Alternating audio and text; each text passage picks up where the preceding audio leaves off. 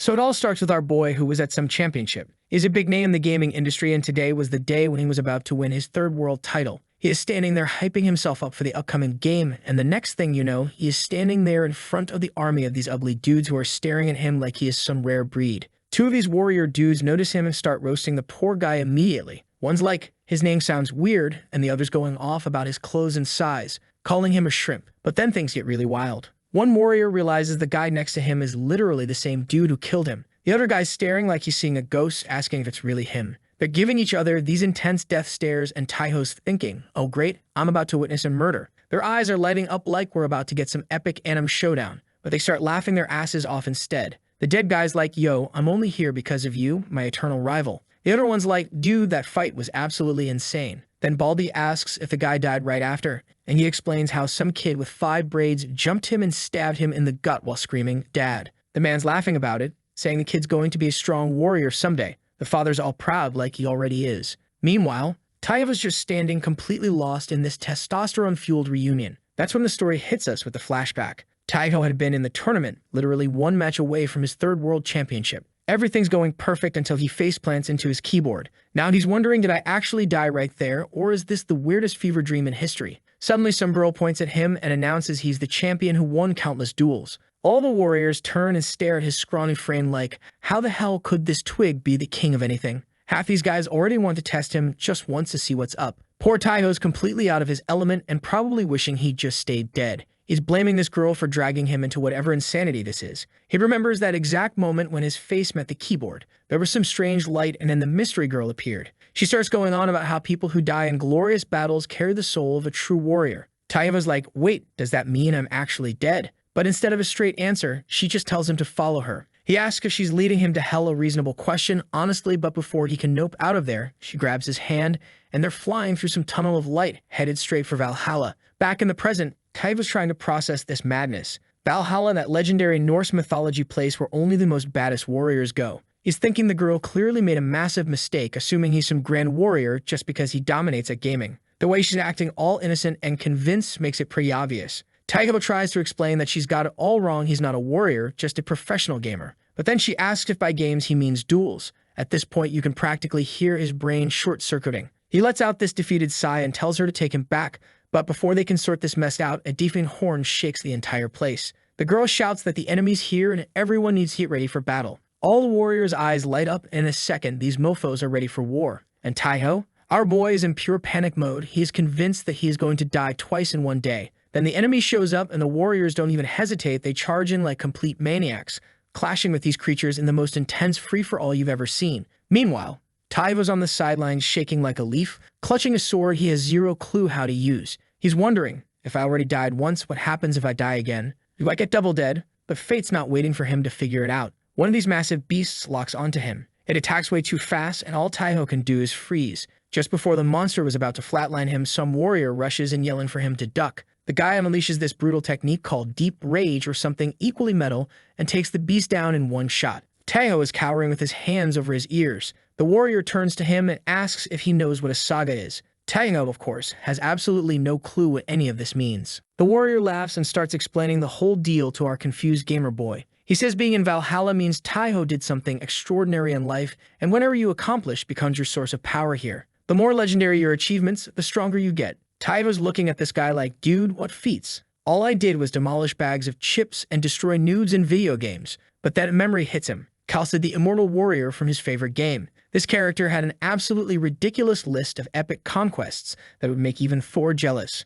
As Taiho's thinking about his character, this weird light starts glowing around him. He thinks to himself, is that a system window? The warrior points and says Taiho's got his own saga now. Taiho looks forward and sees these glowing letters floating in the air like some kind of divine subtitle system. He squints at them, saying he can see the letters but can't read them clearly. Still confused as hell, he manages to make out a few words. Saga, the immortal warrior. Power 1%. Taiho starts walking, his mind absolutely spinning. That has to mean Calcid's power, as he thought that. His eyes light up with that classic gamer ambition. If I can use his power, I'll be the strongest one here. Then the warrior calls out, telling him to look ahead. Taiho follows his gaze and asks what's happening. That's when he sees a massive, absolutely terrifying creature holding a hammer that's literally bigger than Taiho is. The beast attacks immediately. Taiho tries to dodge but trips over his own feet, dropping his sword like a complete amateur. He scrambles up, sees the monster closing in, and thinks, no way, Karsted's power can't be this pathetic. The beast rears back for another hit, and Taivo glances at those floating letters again.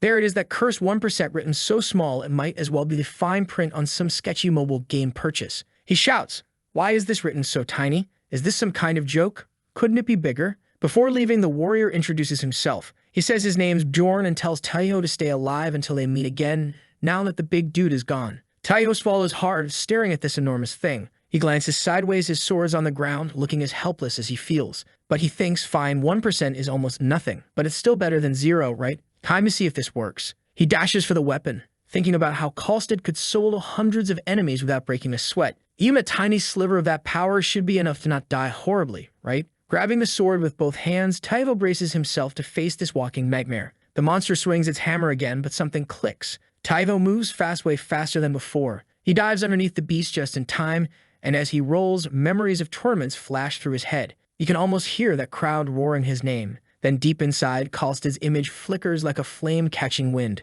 That's when his Saga truly activates, and man, it's like someone just plugged him into the Matrix. Something shifts completely, and wild electric power surges through him like the storm, and in the next second, he's zapping through the battlefield and slices the monster's head in one clean sweep, and then goes straight to being his stupid self. He fell butt first on the battlefield, so now he is just sitting there thinking, so is this the sage Bjorn talked about? Our boy gets back up because he is sure that with the help of it, he'll survive for sure. The scene shifts to the great hall where all the warriors are gathered. There's this massive celebration going on, a feast in full swing with everyone having the time of their lives. Those two rivals from earlier are sitting side by side laughing like best friends. One says he survived the fight. The other grins, calling it just a warm-up. At another table, Taivo is sitting, complaining about the food. Bjorn explains that if Taivo wants better food, he'll have to rank up. This is just the hall for rookie warriors. Low rank means basic food, no frills. Taivo asks him if he too is a low-rank warrior. Bjorn laughs and tells him that he is here to just check up on him. Taivo exhales deeply and thanks him genuinely, saying if it weren't for him, he wouldn't be standing there breathing. Bjorn gives him this half smile and shakes his head, telling Taiho to relax and just try not to die next time. But before he can finish, Taiho asks what would happen if he actually did die here. Bor laughs again as he explains that anyone who dies in this place has their soul transferred to the Warrior of Steel, and once he becomes one, he'll no longer feel pain or hunger and will fight forever. Bjorn asks Taiho if that doesn't sound wonderful. Taiho freezes completely. To him, it sounds like the opposite of wonderful. The Iron Warrior sounds more like an eternal steel coffin than any kind of reward. He swallows hard, thinking, absolutely no way I'm dying here. Bjorn then switches topics. He tells him that soon his affiliation will be determined. Taivo asks what that means, and Bor explains every warrior gets sorted into teams, and that's about to happen right now. Right then, a thick blonde girl walks in decked in full-body armor. She stands proudly and announces she witnessed their performance, and now each of them will be assigned to a legion. Taiho asks Bjorn if that girl is a Valkyrie. Bjorn nods, saying her name's Regenleaf, the daughter of Odin himself. Hagen lifts her sword dramatically and tells them all to look into their goblets. Says the name they see will be the one they're meant to follow. Taiho stares into his cup, looking completely confused.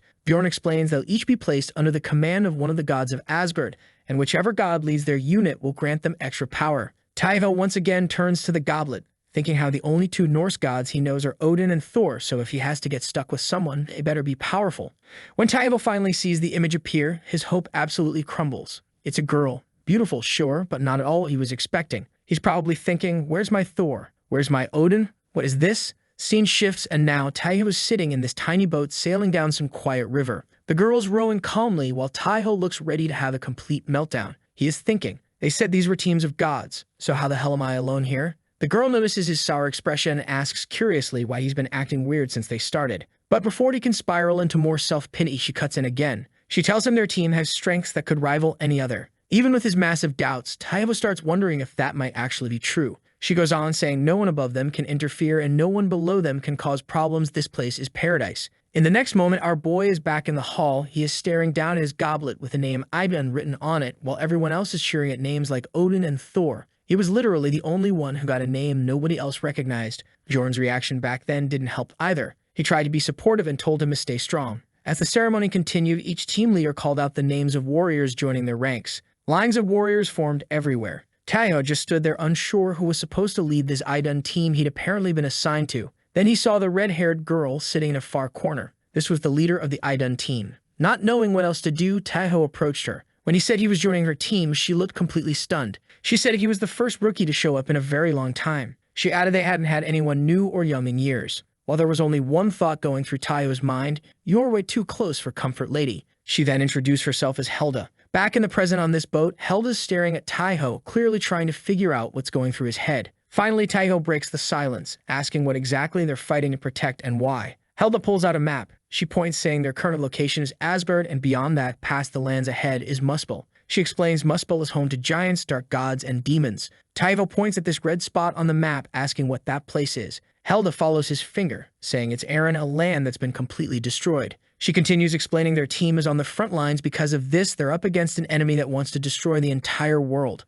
Taiho looks at the map, thinking hard. Something about it reminds him of a game he's played. He asks if this whole thing is Ragnarok. Helda nods, confirming it. She says while the fight is to protect the world, deep down they're mostly just fighting to survive. Taiho finds himself wondering if there's a way to move between worlds. Just a tiny sliver of hope that maybe he could find a path back home to his gaming setup and normal life. But before he can ask more, Helda announces they've arrived. Taiho looks at the giant door while Helda says it's the temple of their goddess. And now as her warrior, Taiho should show his respect. They enter the temple. Taiho's eyes scan the immense structure, clearly impressed despite everything. He asks if he's going to meet the goddess in person. Helda laughs softly, saying of course not meeting the goddess face-to-face is impossible. She tells him he'll meet her, but only from a distance. At the end of the hall stands this majestic statue of the goddess. On the ground there's a circle engraved with the image of a tree that catches his attention. Helda hands him a golden apple, telling him to approach the altar and offer it. Taiho takes the apple, walks up to the tree symbol, and hesitates briefly. Then he just tosses the apple forward, thinking, I have no clue what's about to happen. As the apple hits the ground, the circle and tree light up in this radiant glow so blinding. Taiho has to shield his eyes.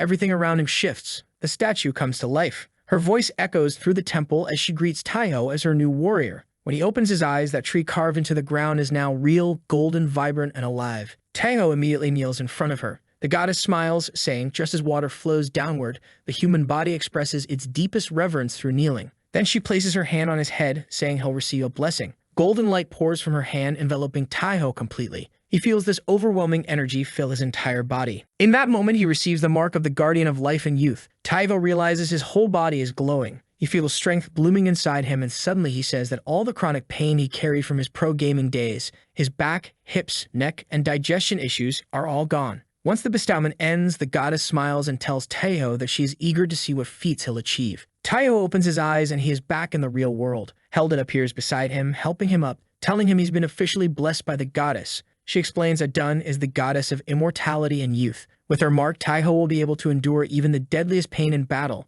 No matter how brutal things get, he's got divine protection now. But our boy didn't hear any of that. He was thinking to himself how the goddess looked way too perfect for his taste. Helda continues explaining that now he's got the blessing of life, there's no real risk of dying anymore. In fact, the longer time passes, the stronger his blessings become. She laughs, adding that's why people call their team the zombie team. Taiho raises an eyebrow and quickly asks, if I defeated all the enemies, would there be a way to return to my world? As she was helping him up, she told him that if the war ended the way he's imagining, if they actually won, then maybe it would be possible. Since this was probably the first time he touched a girl's hand, he naturally skipped normal thoughts and went straight into delusion mode. He's out here imagining a future where he is married to Helda and they're living together in some peaceful home. After a long day, he'd come back and there she'd be waiting for him in the kitchen like some kind of domestic goddess. In his daydream, Helda's smiling sweetly as she feeds him with her own hands. But reality hits the moment he bites into the food. It has the texture of a used boot sole as our boy wakes up from his dream. Helda looks at him concerned, asking if he's okay and whether the meat's too tough. Before he can reply, she tries reassuring him, saying things will improve soon if they work hard and climb the ranks. Everything gets better. But our boy just went through the reality suck and drifts again into his dream world, picturing Helda encouraging him to be patient while holding their baby beside some calm river. Then reality smacks him again. A system notification pops up warning that his illusions have reached a critical level. The next day, Helda decides to go over everything again just to make sure that this dumbass actually got any of it. She explains that every time he defeats an enemy, he earns something called runes. Taiho asks if it is that red energy that he had felt when he defeated those monsters earlier. Helda nods, saying that thanks to that battle, he must already have some runes saved up. She then explains that he can spend them to unlock new skills and grow stronger, increasing physical strength, mental strength, endurance, agility, and mana. He asks what mental strength and mana are supposed to do. Helda explains that mana enhances magical offense and defense, while mental strength increases his focus and resistance to psychic attacks. Taiho then asks if mana can also be used to empower his Saga. Hela tells him sagas are special. Their strength doesn't just grow through action, but also through belief. Specifically, how many people know the story and believe in it. She says sometimes sagas can grow so powerful they bend reality itself. She then adds that lower rank warriors typically tend to have simple sagas, boosts to speed or strength. But legendary sagas, those can create weapons from nothing, shift the warrior's form, or even summon entire armies. Then she locks eyes with Taiho and tells him he needs to remember something. The power of his saga and how far it can go depends entirely on him, as she said that he remembers the saga of the legendary brave knight Kelstead. Just then, he heard the sound of a massive bell. Hela knew what it meant, so she rose instantly and told Kai that it was a call to battle. Taiho was surprised with how sudden it was and asked if it's really starting already. At that moment, this strange portal appears before them. Scene shifts and Taiho is wearing new armor with a shield strapped to his back. Hela stands beside him, adjusting the last parts of his uniform, and this bastard was still grinning like an idiot with just a touch as he was ready to enter the portal. Hela told him to take care and not to die. Taiho smiled and said, "Didn't you say it was hard to die? So wish me luck," and he stepped through the portal. As he entered the world beyond, the first thing he saw left him speechless. The whole place was filled with people, and as a certified introvert, I can say for sure that it's never a pleasant sight. Suddenly someone smacks his shield. He turns around in shock and sees Bjorn laughing, saying they'd met again and that Taiho looks way better now. Then grinning, he asks if Taiho's Valkyrie is pretty. He laughs even harder, adding that honestly all Valkyries are pretty, aren't they? Before Taiho can answer, Bjorn grabs his shield and gives him a gentle shove toward the formation, telling him to get moving and informing him that today's battle will be different, as they'll have a commander this time. All of the warriors then stood in line while our boy stood there alone like a fool. The commander asked if Taiho was the Idun's warrior before ordering him to go to the back of the line. Without wasting any time, he introduced himself to the Legion. This dude was Ragnar from the Heimdall's Legion. He told the army that today their task would be to recover the territory they lost to the Gnolls and open the gate, declaring like always that he'll lead from the front, and the army was more than happy to die following this man. In a blink, they're in a snowy field. Taiho spots a monster on the hill, but before he can warn anyone, it leaps down, tearing through everything. This beast is no ordinary mob, it's the boss, White Fang. Ragnar shouts for the charge, but the monster nearly wipes them out in one swing, and Taiho's standing there cursing whatever bastard opened that damn portal. So everything goes dead silent, and Taiho's staring down White Fang with that massive hammer, thinking, this is it, game over, man. But he's trying to keep his cool, telling himself it's just like fighting a boss in a video game. He realizes that the hammer's going to turn him into paste if it connects even once. He looks at his little shield and goes, yeah, this isn't going to do jack, and just tosses it aside. He dumps his 5 runes into agility, and suddenly his senses are heightened. When that hammer comes crashing down, Taiho slips out of the way. The wind from that thing grazes his skin, but he's still breathing. All the other warriors are losing their minds cheering because finally someone didn't get launched into next week. But Taiho realizes dodging is not going to win this fight. Some voice yells for everyone to attack White Fang's legs and bring him down. But one swing with that hammer and the warrior goes flying in the sky, and without wasting any time, White Fang raises the hammer again. That's when Taiho goes, screw it. Only one thing left to do. He activates this move called Warrior's Mission, the storm that gives him crazy speed. But instead of just running around, he launches himself into the air. Mid-air, he's thinking about Hela telling him not to die and how he's got to survive this mess. Then he gets annoyed at the narrator for making his life sound like a tragedy and basically tells the story to cut it out with the death flags. He pushes his storm ability further than ever before and channels all that speed into his feet for one massive strike, and everything that followed was a blur for him. He gets back up, wondering if he's even still alive, when he sees his sword buried deep in White Fang's eye. Taiho realizes that it's the only opportunity to end him, but the problem is that he doesn't have a weapon. He activates his new ability. The Sword of the Warrior summons a new sword for him. He leaps into the air and brings down the boss.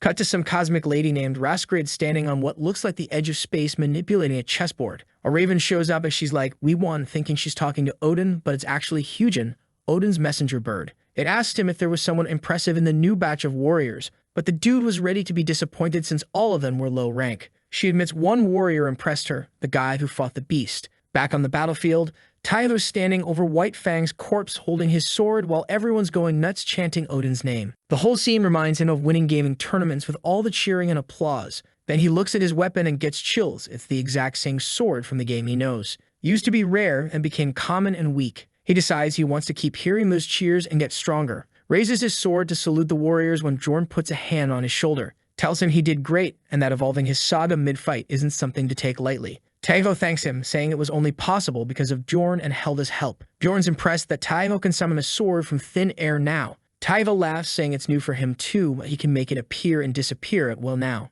At this point, our boy was completely spent and wanted to head back, but Jorn dropped the bad news and told him that they're not going home. Points to a fortress in the distance and says that's their next target. They're camping here until they take it. Later that night, Taiho collapses in his tent. Completely drained, he can't believe everything that happened in just one day. He's staring at his hands, thinking about what Jorn taught him regarding sensing his Saga. Opens his system window and sees that synchronization has gone up to 5%. He's getting stronger for sure. He's got 2 Saga slots now and wonders if he can combine them. While he's thinking about it, some warrior bursts into his tent with this weird smile, saying someone's looking for him. Taivo steps outside and sees all the warriors gathered around, every single one grinning at him with that same strange expression. He asks them what it's all about when he sees Helda chilling around the bonfire, and he is all shy just by looking at her. The scene shifts to 5 minutes ago, and Helda is sitting on the ground crying her eyes out and apologizing to our boy. She then asks him if he can show her his sagas. As she looks at the list, she panics even more because the list is filled with one ridiculous achievement after the other. The girl is sobbing about how arrogant she was and how she never realized he was this powerful hero. Meanwhile, Taiva's trying to calm her down, but she keeps the waterworks going, begging for forgiveness because she called him a rookie. And Taiva's just standing there thinking, she's ridiculously cute like this. Well, I agree, dude. Seeing her freaking out like this, Taiva decides to tell her everything and explains that he accomplished all of these things in the virtual world. Helda gasps so loud probably half the camp heard her going. All of that was in a game. Taiho confirms it was all in a virtual world, not real life. She thinks about it and says she sort of gets it, but adds that he still did all those things, so it's still incredible to her. Then Taiho starts having this whole internal debate about whether esports should count as real sports and imagining everyone wanting to be gamers to dodge military service. Dude's brain just went on a whole tangent about societal collapse through competitive gaming. Helda snaps him back to reality. Talking about sagas, she says usually there's no limit, but in his current state, he can only have one more saga.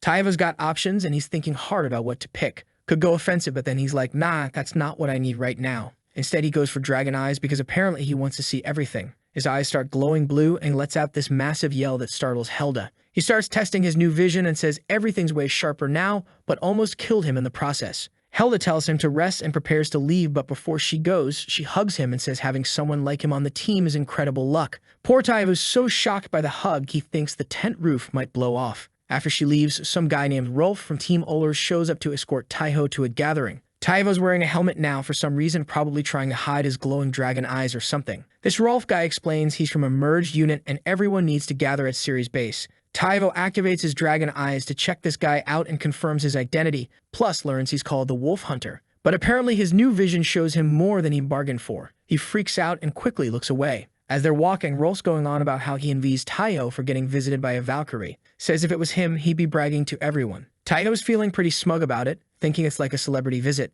Then he asks about Team Ollers benefits, and Rolf explains they get to choose between invisibility and target tracking. Shows off by going invisible right in front of Taiho and then reappearing. They get to the new camp and Taiho meets the unit leader, who turns out to be a thick blue-haired woman apparently rare in Valhalla since the only other women he's met were Valkyries. This leader's got some serious energy radiating off her that makes Taiho realize she's way stronger than any warrior he's encountered. Her title is the Manhunter. Then this light appears in the sky and everyone thinks it's another Valkyrie, but surprise is for Skrid again. Taiho recognizes her and uses his dragon eyes to see she serves under Odin with the title Ice Princess. Reskrid takes charge and announces Commander Reynos is dead, so his unit gets merged with Ceres. She then whips out a scroll and starts distributing the rewards. Since our boy was the one who killed that thing, he got everything. Gold coins, a rune, and team points. He's trying to keep a straight face, but inside he's doing victory dances, thinking he's going to be a living legend. But then he hears the other warriors whispering and thinks they're praising his victory. Nope, they're all talking about how lucky he is that Helda visited him.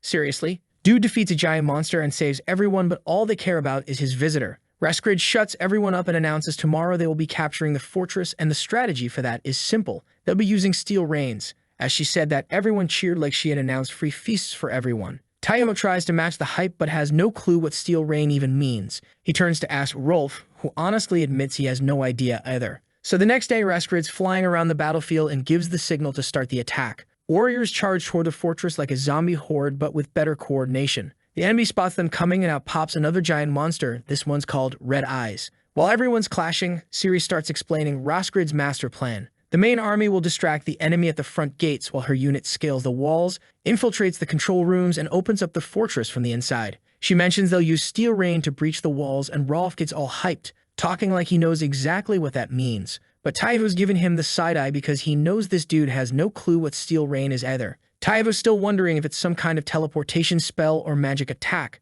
Cut to Taiho sitting inside what looks like a giant beer barrel. Finally, it dawns on him what steel rain means. They're literally getting launched in metal barrels toward the fortress walls like human cannonballs. Rolf asks if he's excited, and Taiho's like, "Are you kidding me, dude? What's there to be excited about?" Other warriors around him are cheering and yelling stuff like, "I'm going to Valhalla," and Taiho's probably thinking, "Aren't we already in Valhalla? Did you guys miss orientation day?" The horn sounds and their barrel starts moving. These things get loaded into massive cannons. Inside the barrels, it's a mixed bag. Some warriors are screaming in terror, while others are having the time of their lives, already pumped for battle. The barrels crash through the walls and everyone stumbles out looking like they just survived a car accident. People complaining about back pain, bitten tongues, and general "why did I sign up for this?" vibes. Taiho's just grateful to still be breathing. Siri shows up, warning them to get ready because company's coming. They look ahead and see this massive creature with huge claws surrounded by giant insects moving in perfect formation. Siri explains these bugs work in groups of 5, and if you take out the leader, the rest get confused. Someone asks how to tell the leaders apart since they all look identical. That's when Taiho remembers his shiny new Dragon Eyes ability, activates his enhanced vision, spots the boss bug, and points it out to Siri. She wastes no time going straight for the target while Taiho starts calling out other leaders by whatever traits. You can see the fast one, the handsome one, the famous one. Guys basically turned into a living strategy guide. With each leader down, the remaining bugs start retreating. But then another horn sounds, and it is time for the next wave. Siri splits the team. She'll hold the front with her group while Rolf takes a team to the control rooms. Before they leave, she tells Rolf to bring Taiho along and looks right at him, saying she's counting on him. Rolf's group is just 4 people, and 3 of them can turn invisible. Taiho can't do that trick yet, so Rolf tells him to stick close. They sneak away from the main battle, and Rolf says he knows a secret route. He puts his hand on some stone and a hidden passage opens up. They head into this dark tunnel with Rolf lighting the way with a torch. Then Taiho walks face first into massive spiderwebs and starts freaking out, ripping threads off his face. Looking around, he realizes this corridor hasn't been used in forever, but they continue to head inside anyways. So the group keeps moving, but Taiho's lagging behind, while this massive spider is just chilling on the ceiling, watching them like their dinner. Rolf tells everyone to be careful, and they're all trying to step quietly, when suddenly there's this creepy chittering sound getting closer. Taiho looks up just in time to see the spider grab one of the warriors with its fangs and yank him right off the ground. Taiho shouts a warning, but everyone's already frozen watching this thing chow down on their buddy. Rolf's weirdly calm about it, commenting on how strange and big the spider is. Says the thing must have been starving to eat someone that fast and goes, well, he's done for. Taiho activates his dragon eyes and realizes they're in deep trouble. There's not just one spider. There are dozens crawling in from everywhere. He tells Rolf they're surrounded. The spiders start closing in and Taiho's forcing himself to stay focused. He scans them with his ability and figures out they paralyze prey with venom, but also spots their weakness. He activates some runic Fang effect that sets his sword on fire and slashes at the ceiling, torching all the webs and spiders in one go. He yells for everyone to run, and they don't need to be told twice. While they're sprinting, Rolf asks if Taiho's some kind of mage. Another warrior's worried about leaving the sword behind, but Taiho casually says he'll just make another one. Using his dragon eyes, Taiho leads them through the tunnels until they find a door. Rolf says this is it and rushes them inside. Taiho goes first, then another warrior, but the last guy hesitates and a spider slips through. Now it's 3 against 1 spider in close quarters. Rolf and the other guy wrestle the door shut while Taiho draws a new sword and takes care of the spider with 1 clean hit. Everyone's gasping for breath like they just ran a marathon. Taiho asks if this is really the control room and they head to the center. Rolf confirms it's the emergency control chamber. Makes sense, it was so hard to reach since being super secret means no guards. Rolf pulls out this circular key and sticks it in the main device, saying they need to open the gate to save their troops. The key activates and this blinding light bursts out with a mechanical voice going, "Emergency control key recognized." Then some girl descends from above, calling herself Black Caster, asking how she can help. Rolf and the other warrior just stand there drooling while Taiho's like, "Weren't we in a hurry literally 5 seconds ago?" He tells Rolf to snap out of it and actually talk to the AI girl. Rolf asks her to open the fortress gate, but she starts opening the wrong door behind them instead. After correcting her, Rolf declares mission success and suggests they hang out and chat with the girl while waiting for their army to take the fortress. Just then, the AI girl warns them that someone's coming. Something massive is approaching and Taiho's terrified, wondering how anything could break through that thick metal door. Rolf points out there were tons of spiders outside, but Taiho realizes whatever this is has already killed them all. The door explodes open and Red Eyes storms in looking absolutely furious. This beast is growling threats, saying he's going to wipe them out right here. The trio freezes up because when a giant monster crashes your party, that tends to happen. Taiho activates his warrior sword Saga and charges, thinking of Hela. Rolf and the other warrior follow, but Red Eyes is way too fast. spins his hammer with crazy speed and absolutely demolishes the warrior next to Taiho, launching him into the wall so hard it cracks the stone. The monster's confused, asking where the little one went when Taiho comes diving down from above using his storm Saga with a blade aimed at Red Eye's skull. But the beast sees him coming, drops the hammer, and unleashes his claws. Taiho realizes too late this was a trap. Red Eyes was waiting for exactly this move. Mid-air, the creature catches him and delivers what can only be described as a tombstone piledriver straight into the ground. Rolf screaming in horror as the floor craters and Taiho just lies there motionless. The next thing you know, Taiho is floating in the sky, wondering what this weird feeling is, and when he opens his eyes, he sees a blinding light. He thinks this is death, then he sees that the red eye is about to stun him and he thinks, now I'm really going to die. Meanwhile, Rolfie's standing there with his bow drawn and fires this flaming arrow that wraps around the monster. The monster screams as fire eats its skin while Rolfie yells at Taiho to hang in there. The monster spins around absolutely furious and swears it's going to kill that annoying fly. For a second, it's looking back and forth between Rolfie and Taiho like it can't decide who to murder first, and that's all the time Taiho needs to play dead. He's lying there thinking if he moves even muscle he's toast, so he stays perfectly still, so the monster decides to ignore the motionless guy and charges at Rolfie, who's getting ready to go down fighting. While Taiho's still on the ground, he feels this fire in his whole body and everything hurts, but something inside him is roaring that he's still breathing. He gets up and Red Eyes doesn't even notice. Taiho ignores all the pain and reactivates his storm power, then flashes forward and slices the monster's manhood clean off. Seeing this, even Rolf went, "Yo dude, this is a bit much," and told him to end that poor dude's suffering. Taiho walks over slowly and apologizes before activating his warrior sword saga, but then something crazy happens inside him. His hands start glowing and his massive metal hammer appears while the system cheerfully announces he's unlocked a new saga called Skull Crusher. Taiho slams the hammer down so hard it shakes the entire room. Rolfie and the third warrior rush over and the warrior is screaming with excitement that Taiho actually did it and Indu has won. Rolfie's staring at Taiho like his brain is still processing what just happened when another notification pops up saying Taiho leveled up and his costed sync is at 7%. Then they hear the report that the Black Fortress has been captured and Valhalla won. Rolfie and the others grab Taiho in this massive group hub while yelling that the war is over. So the legendary Red Eyes, who was the enemy army's final boss, gets taken down by the kid nobody expected anything from.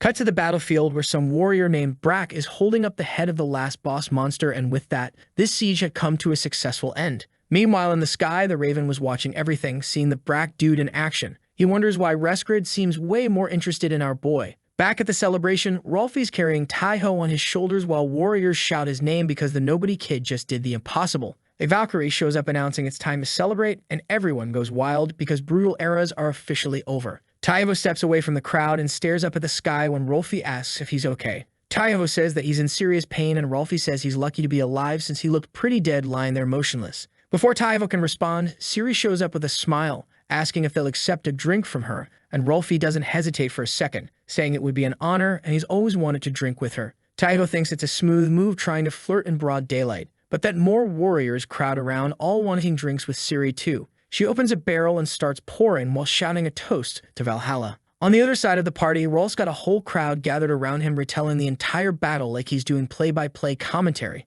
going into every detail of the spider fight, the chaos, and most importantly, Taiho's war crime against the Red Eyes family jewels, as he said. Every dude in the room collectively felt the pain that poor bastard went through while our nutcracker of Valhalla was just watching from the sidelines. His attention keeps drifting to Siri, who's laughing and looking totally carefree. He's thinking, she really does know how to smile like that. The party gets wilder with references flying around that nobody understands. Then the dwarves start acting weird, which is saying something since they were already drunk. That's when Reskrid shows up, telling Taiho he's got a visitor. It's the beautiful Helda, and the warriors immediately start cheering and making comments. As Taiho and Helda walk off together, everyone's shouting stuff like, "Make the most of it, kid," and we're jealous. The dwarves try to keep the party going, but Reskrid shuts it down, telling everyone to get some sleep because they got an important mission in the morning. Cut to dawn and all the warriors are assembled. Taiho looks like he got hit by a truck, yawning like he didn't sleep at all. Naturally, this makes him a prime target for interrogation. Rolf asks if he enjoyed himself last night with wide eyes.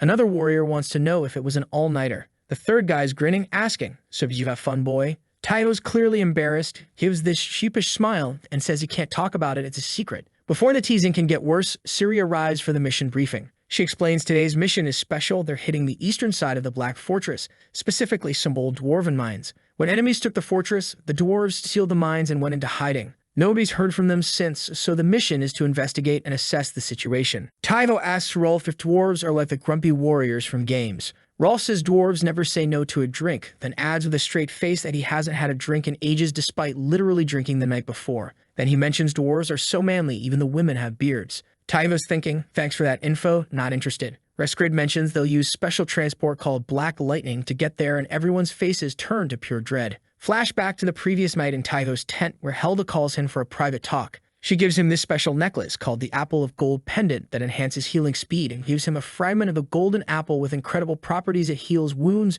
neutralizes toxins, and breaks curses. She kisses his forehead and blesses him in the name of Idun. Back to the present, Taivo's buried in snow in front of the massive black fortress. He pushes himself out, looking irritated, rumbling that he knew this trip wouldn't be normal, but being launched like a corpse in a coffin was too much. Looking around, he sees his teammates sprawled in the snow, not moving, and wonders if they're dead. Then he remembers Helva's necklace must be why he's still standing. The thing's stronger than he thought. The group reassembles at the fortress entrance and heads inside. The place is dark and forbidding. Someone comments that dwarves must really hate sunlight. Ciri announces that they're warriors of Valhalla sent by Valkyrie Riskrid. The air feels heavy, like it's holding centuries of silence and sorrow. Taivo activates his dragon eyes to scan the area and warns something's wrong. There are movements, lots of figures above them. Ciri reacts instantly, ordering everyone to raise shields just as arrows rain down from above. The warriors shield themselves as best they can. Then Taiho looks.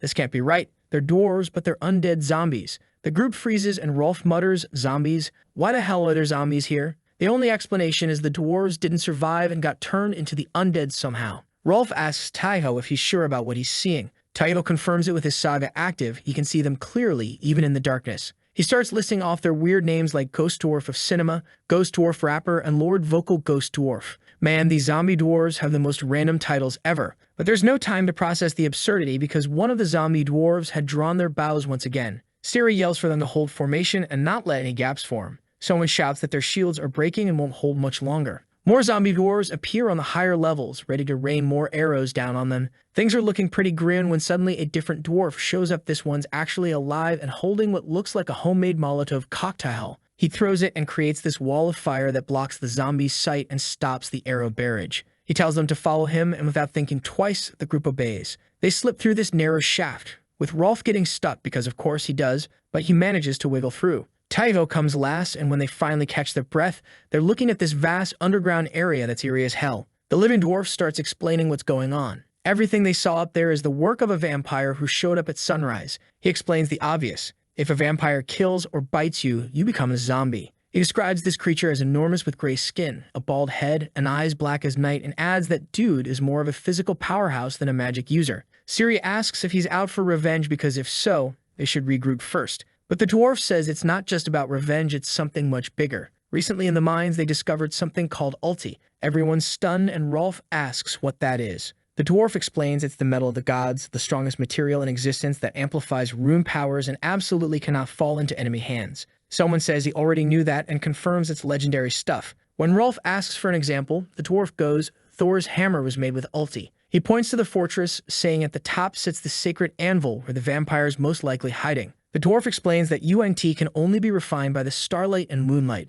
Taivo asks how they would get any light when they live underground. The draft explains that the top of the tower is connected to the surface and a part of the ceiling can be opened. Taivo thinks this information could change everything, and since it was noon, the weakest hour for the vampire, they push into the fortress. They barely got past the entrance when a horde of zombies were chilling, playing poker, and drinking their undead minds out. But as soon as they saw them, the shit got real and the undead swarmed them. Ciri's commanding from the front while the dwarves use wind manipulation to create tornadoes that launch the undead into the air. Meanwhile, the demolition expert dwarf is using his cannon to blast open a path. Taiho, Ciri, and Rolf advance toward the room with the sacred anvil. As soon as they cross the main gate, everything goes eerily silent. Taivo comments that everything seems way too easy. Taivo points to the ceiling above the anvil. A shadowy figure is watching them. The vampire was already there waiting. Taivo examines the creature and mutters it's smaller than the other monsters, but before he can finish that thought, something horrifying happens. In a blink, the vampire shreds through two warriors who are getting their arrows ready. Blood sprays across the stone floor and Taivo freezes in terror. He tries to move, but the vampire appears right beside him, speaking in this cruel voice,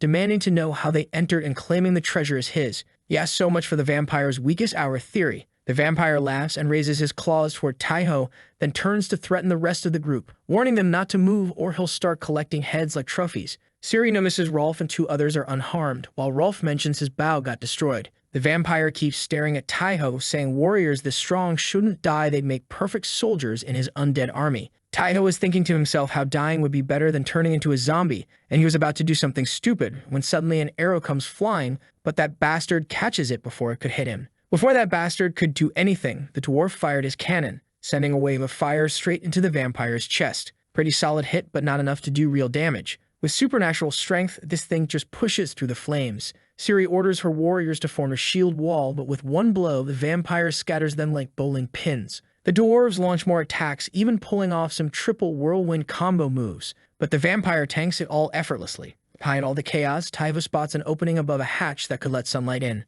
Our boy pulls a lever and boom, a shaft of noon sunlight pours into the chamber and hits the vampire directly. The creature screams as his skin starts turning to stone and drops to his knees. Rolf asks Taiho if he knows how to kill a vampire. Taiho's thinking out loud, maybe a stake through the heart or cutting off the head. Standard vampire elimination procedures, folks. But before they can try their method, the vampire bastard starts chanting something, summoning the strong clouds, and just like that, the sun vanishes and gets replaced by cold moonlight. The group thinks, well, let's just bash this bastard's head and gets ready to finish the job, but it's too late. The vampire's body disintegrates into a swarm of bats that swirl around the hall. The bats fuse back together, forming this monstrous colossal bat with massive wings and eyes full of rage. This was phase 2-time baby. The vampire calls out, promising them pain for their insolence. His mouth opens and starts spitting balls of acid that melt whatever they touch. Taiho shouts for everyone to get to the corners, but these dumb barbarians just stand there frozen and end up as nothing but bones. Taiho, desperate for a solution, takes a deep breath and activates his Saga.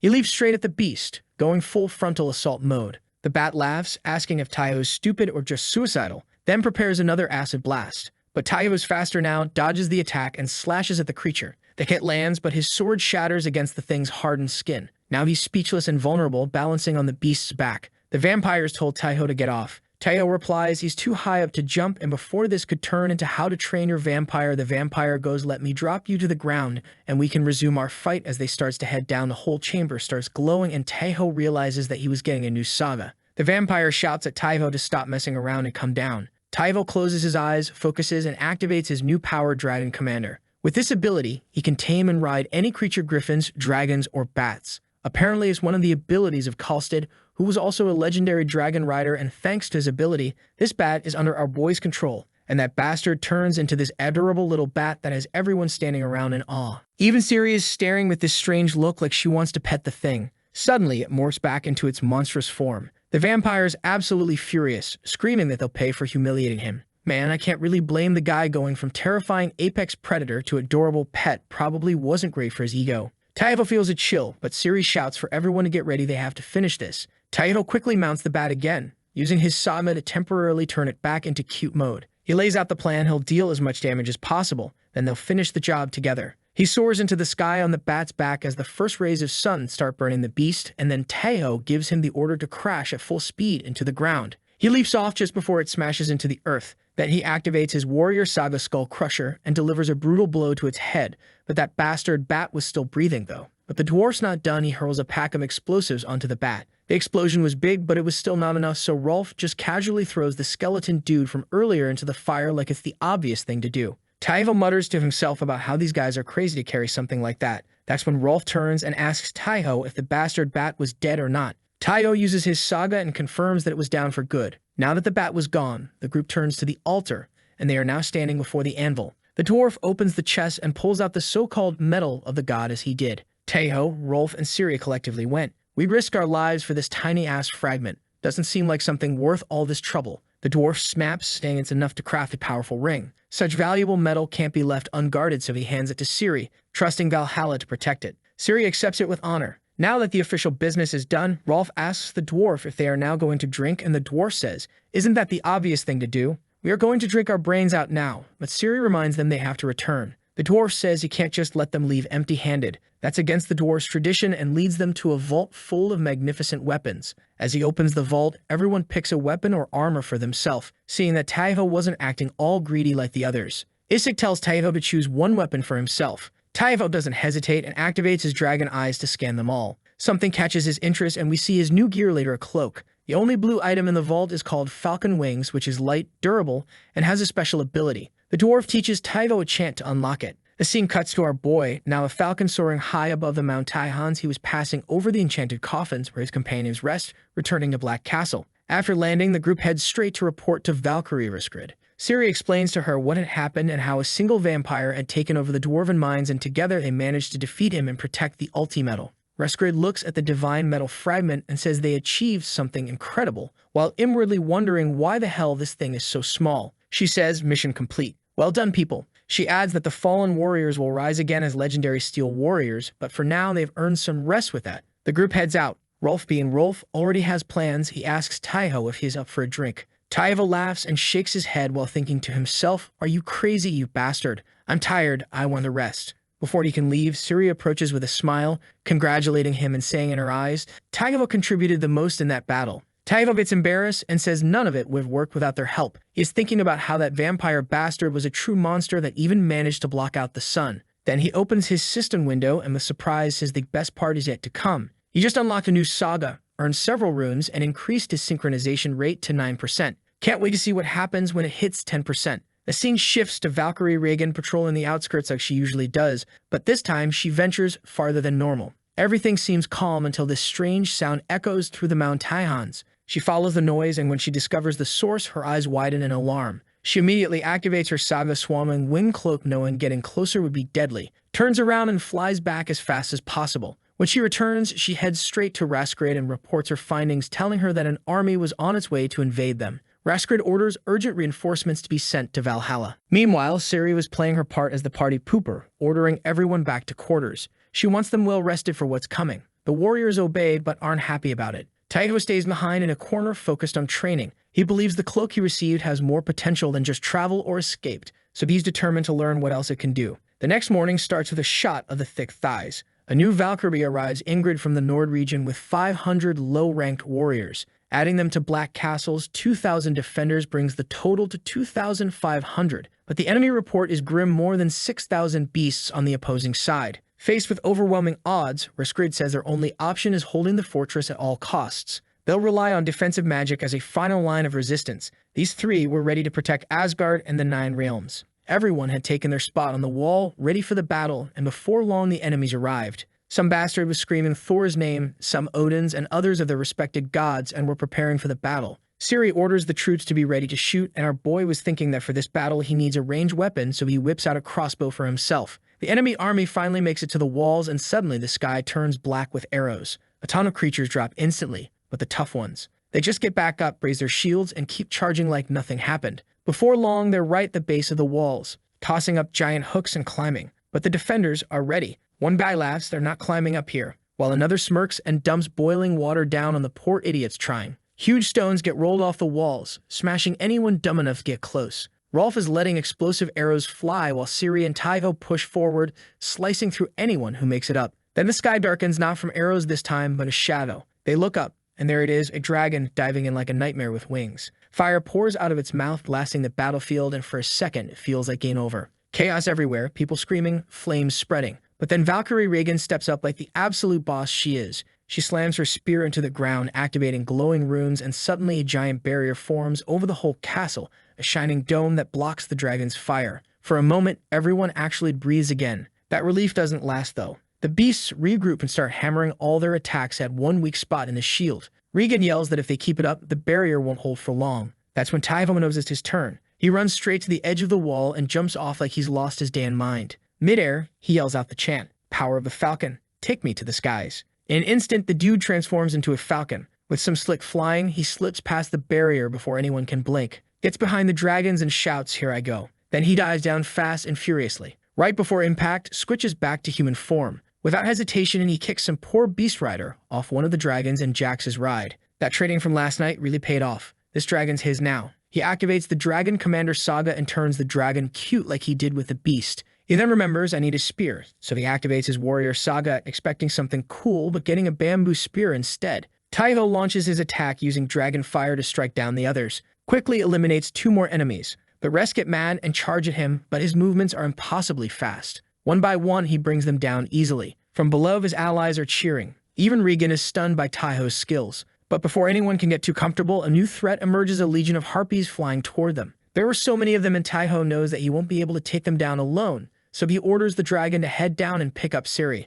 She activates her Saga. The witch's arrow never misses its mark as she conjures countless arrows and not one misses, killing one harpy after the other. On the battlefield, even the Valkyries are in awe, seeing our boy single-handedly changing the tide of this battle. They know that he contributed the most in this battle too. His harpy massacre had given them hope. But that hope fades fast when something massive slams into earth from the sky. The shock rattles everything, and Ciri and Taiho were trying to find out what that thing was. When dusk clears, they see a towering creature with glowing blue eyes and white fur. Kai, with his dragon's eyes, sees the name of that giant bastard, and man, that thing was one of Loki's, and that giant thing was the boss of this stage. The warriors, seeing that Skysper-sized problem, went, "Hey, not fair, how the hell are we supposed to defeat that thing?" But the cut Super Singly didn't care as he started stomping them. Meanwhile, in the sky, Ciri told Taiho that they should retreat and asks Taiho to drop her near Rolf down on the battlefield. The giant had grabbed something massive and was trying to break the barrier while Regan was trying her best to hold him off. She started chanting using the power of runes, but each of the giant's blow packed so much power that the shock from it was knocking out the warriors, and that bastard was throwing one attack after the other, and his last one really packed some serious punch and cracked the barrier. Holding the barrier for so long, Regan's running out of energy, so Rasser joins her,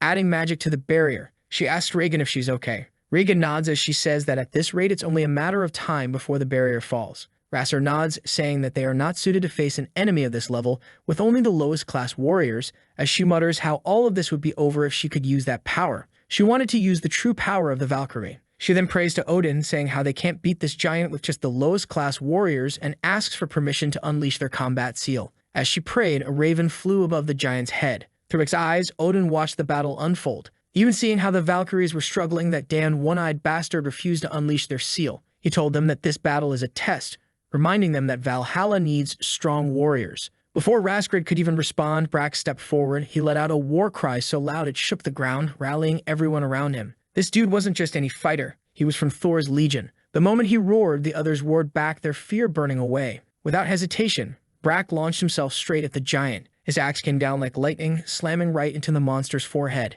It barely left a cut, but the crowd went wild. Even the smallest scratch meant the beast could bleed. The warriors charged, screaming their gods' names. The giant didn't see it that way. Roaring, it swung an arm and sent Brack flying like he was a bug. Meanwhile, Taiva landed back on the wall, dropping Ciri off right by Rolf. Ciri turned to him quickly, explaining her plan. She and Rolf would open a shot. Taiho just needed to get back in the sky and wait for his chance. Taiho looked at the giant, spotting that tiny cut on its forehead. It wasn't much, but it sure pissed the thing off. Ciri laid out her plan to Rolf. They used the siege ballista and fire together, both of them activating their sagas. Rolf's eyes went wide. Are you insane? No one's ever tried that. But Ciri stood firm. Risky or not, it was their best shot. High above, Taiho waited, eyes locked on the giant, but the monster's gaze suddenly locked on him. For something so massive, it moved shockingly fast. Its huge hand shot out, and before Taiho could react, smack, he was swatted out of the sky. He hit the ground hard, tumbling like a rag doll, until he slammed against the base of the wall. The Valkyries gasped.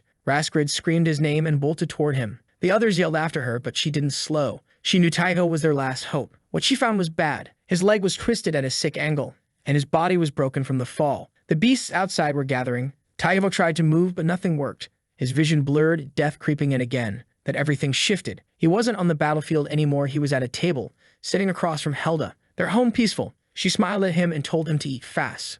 On his plate were glowing golden fragments, the apple pieces she'd given him. Taiho took a bite. Golden light surged through him. Even the Valkyries on the wall froze. The aura he gave off wasn't just strong. It was divine. Rasgrid whispered in disbelief. How could a low-ranking warrior shine with the power of a god? Taiho stood, his body glowing like the sun. Every wound healed, every ounce of pain gone. The beasts hesitated, fear creeping in. Taiho lifted an arm and with a single motion blasted them back like they were nothing. On the wall, Ciri shouted to ask if he was alright, reminding him that they were ready on their side. Taiho looked up and said that he was feeling fine, but now he has no ride and his cloak alone wouldn't get him high enough. That's when Rasgrid appeared behind him. She told him not to worry, saying that he can ride her. I'm not jealous at all, damn it, I want to ride a Valkyrie. Meanwhile, the warriors were throwing themselves at the giant. They were scaling the giant like ants and started biting down, and the giant gave them the ant treatment, swatting them away. Taiho, on the other hand, was busy blushing, asking Rasgrid what she meant by ride her. That's when she uttered the word Draco and transformed into a white dragon. She now understands why Odin had refused their request, because this battle isn't theirs. This battle belongs to Taiho and his group, and she is sure that they'll win because they are strong. With that, Taiho hops on as he apologizes for what's about to happen, and she just says, "Hold on." Without warning, she takes off. They rise way above the battlefield, while down below, Ciri's yelling to Rolf that it's showtime. She adjusts this massive siege ballista, and Rolf gets behind it, pulling back the enormous frame. The weapon starts glowing with the power of both their sagas combined. Down on the ground, Brack is bleeding and battered but refuses to fall. He invokes his saga Son of God. Power explodes around him, giving him tenfold strength. At that exact moment, Ciri and Rolf's sagas merge, and they name their attack the Huntress Witch's Arrow that never misses. Bit of a mouthful, but hey, it gets the job done. Brack strikes first,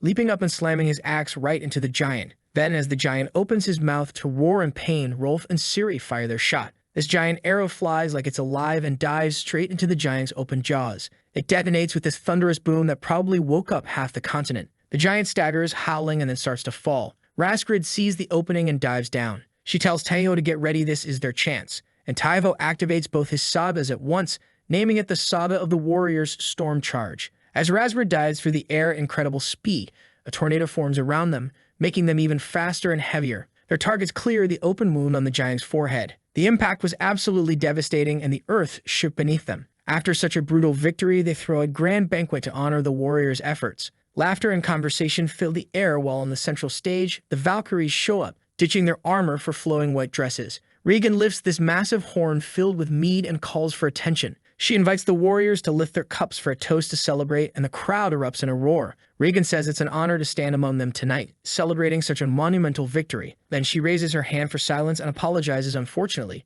she can't personally serve every warrior since there are only 3 Valkyries and way too many soldiers, so she announces that her sister, the Ice Princess Raskrid, will honor 2 warriors who contributed the most in today's battle personally, and the person in question isn't happy about it. She already wants to beat up these bastards. So Raskrid calls forth the first warrior, Brack of Thor's Legion, and the crowd goes absolutely wild. They're dubbing this dude Son of God and one-man army. Raskrid pours his mead, looking all stoic and professional. Then she calls the second name Taiho from the Legion of Idun. The cheers get even louder, but there's this weird energy now. Instead of just cheering for his heroics, everyone's making jokes about how he got visited by a Valkyrie and literally rode one into battle. Someone yells, "That's my guy," and everyone's cracking up. Raskrid's face is getting more annoyed by the second, listening to all this chatter about her personal business. Before things get too awkward, Ingrid jumps in, saying that both warriors are officially promoted to lower-class warriors. Taiho's just standing there in shock, remembering that Jorn used to have this rank. Finally feels like he's getting somewhere in life. Regan raises her horn again, shouting it's time to drink and party.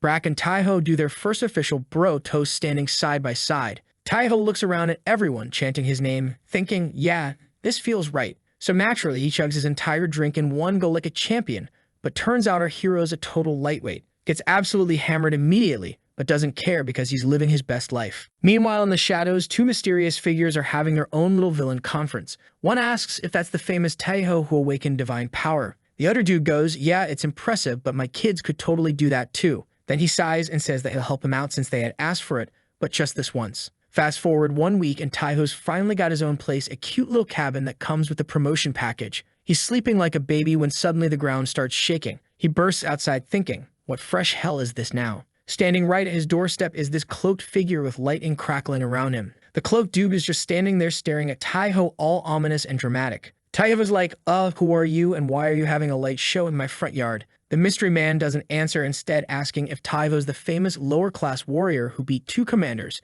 and helped take down a giant. Then adds that he's heard Taiho being called a hero, but you and my children could do better than that. He slowly pulls back his hood and draws a sword. Taiho activates his dragon eyes and immediately regrets it. This dude's power level is off the charts, maybe even stronger than the Valkyries. Then he sees the name and nearly has a heart attack. Ragnar Lothbrok, the legendary Viking warrior, just showed up at his house. Ragnar announces he's here to fight and wants to test what Taiho's really made of. Taiho's thinking, did he really just knock on my door at whatever o'clock in the morning to demand a death match? Tries to stay calm, asking if there's maybe a reason for this impromptu boss battle request. Ragnar's response, why would I need to give a reason to someone about to die? So they head to this makeshift battlefield, and Taiho summons his sword while Ragnar's just standing. Taiho activated his Warrior of the Storm Saga for that speed and power boost. He launches what looks like a solid attack at Ragnar, who casually blocks it with one hand. His smirk gets wider, like, is that really all you got? Taiho gets annoyed and tries again, going faster this time, thinking maybe speed will work where power failed. But nope, to Ragnar it's all the same. He effortlessly dodges and blocks everything.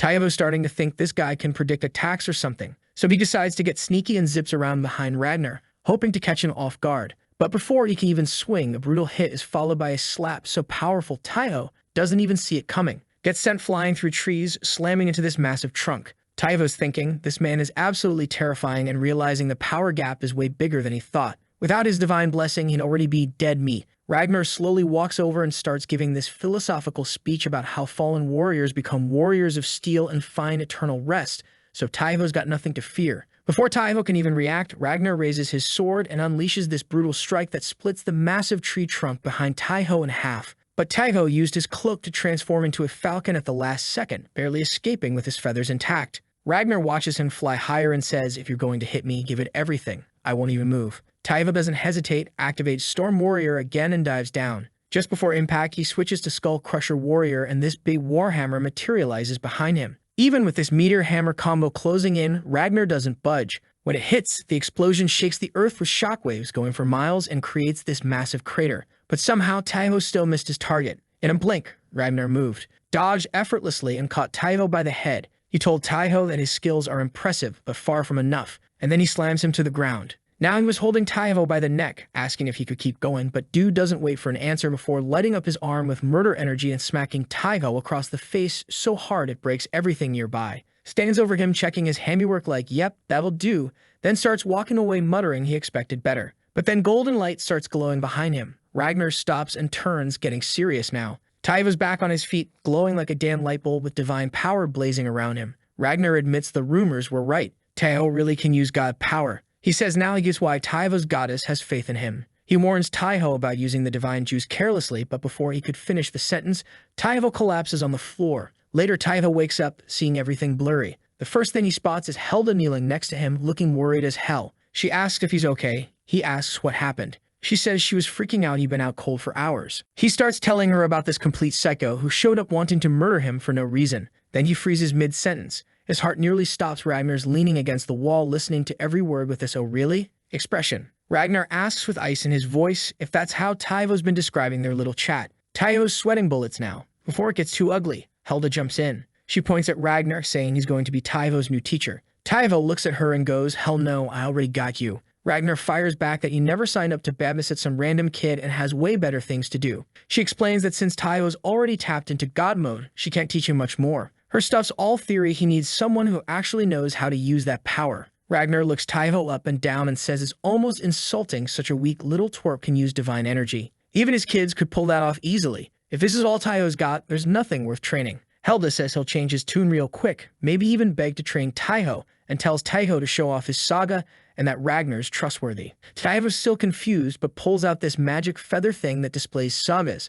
The Saga of the Immortal Warrior appears with all these glowing runes showing off the Dragon Knight legacy. Seeing this leaves Ragnar completely shook. The big tough Viking goes dead silent for once, finally asks what Taivo used to do before dying. Taivo way exceeded his expectations. Hela asks how strong Taivo could get if he maxed out his Saga. Ragnar thinks hard and says maybe, just maybe, Taivo could reach Sigurd level. Hela explains that Sigurd basically means the strongest warrior in Valhalla. Hela stares Ragnar down, asking if he'll help Taivo reach that level. Ragnar wraps his arm around Taivo, saying absolutely he will. Hela warns him not to go overboard like he did before. With that, she bounces, officially dumping Taivo on Ragnar. Outside, Ragnar admits he's genuinely impressed. He never thought someone like Taivo could exist. His potential seems off the charts. The scene shifts to Ciri. She is smiling and meeting up with the team. She turns to Rolf and he informs her that he too got promoted to the lower class warrior. He looks around asking if everyone's here. Ciri says that they are still missing one person. And right on cue,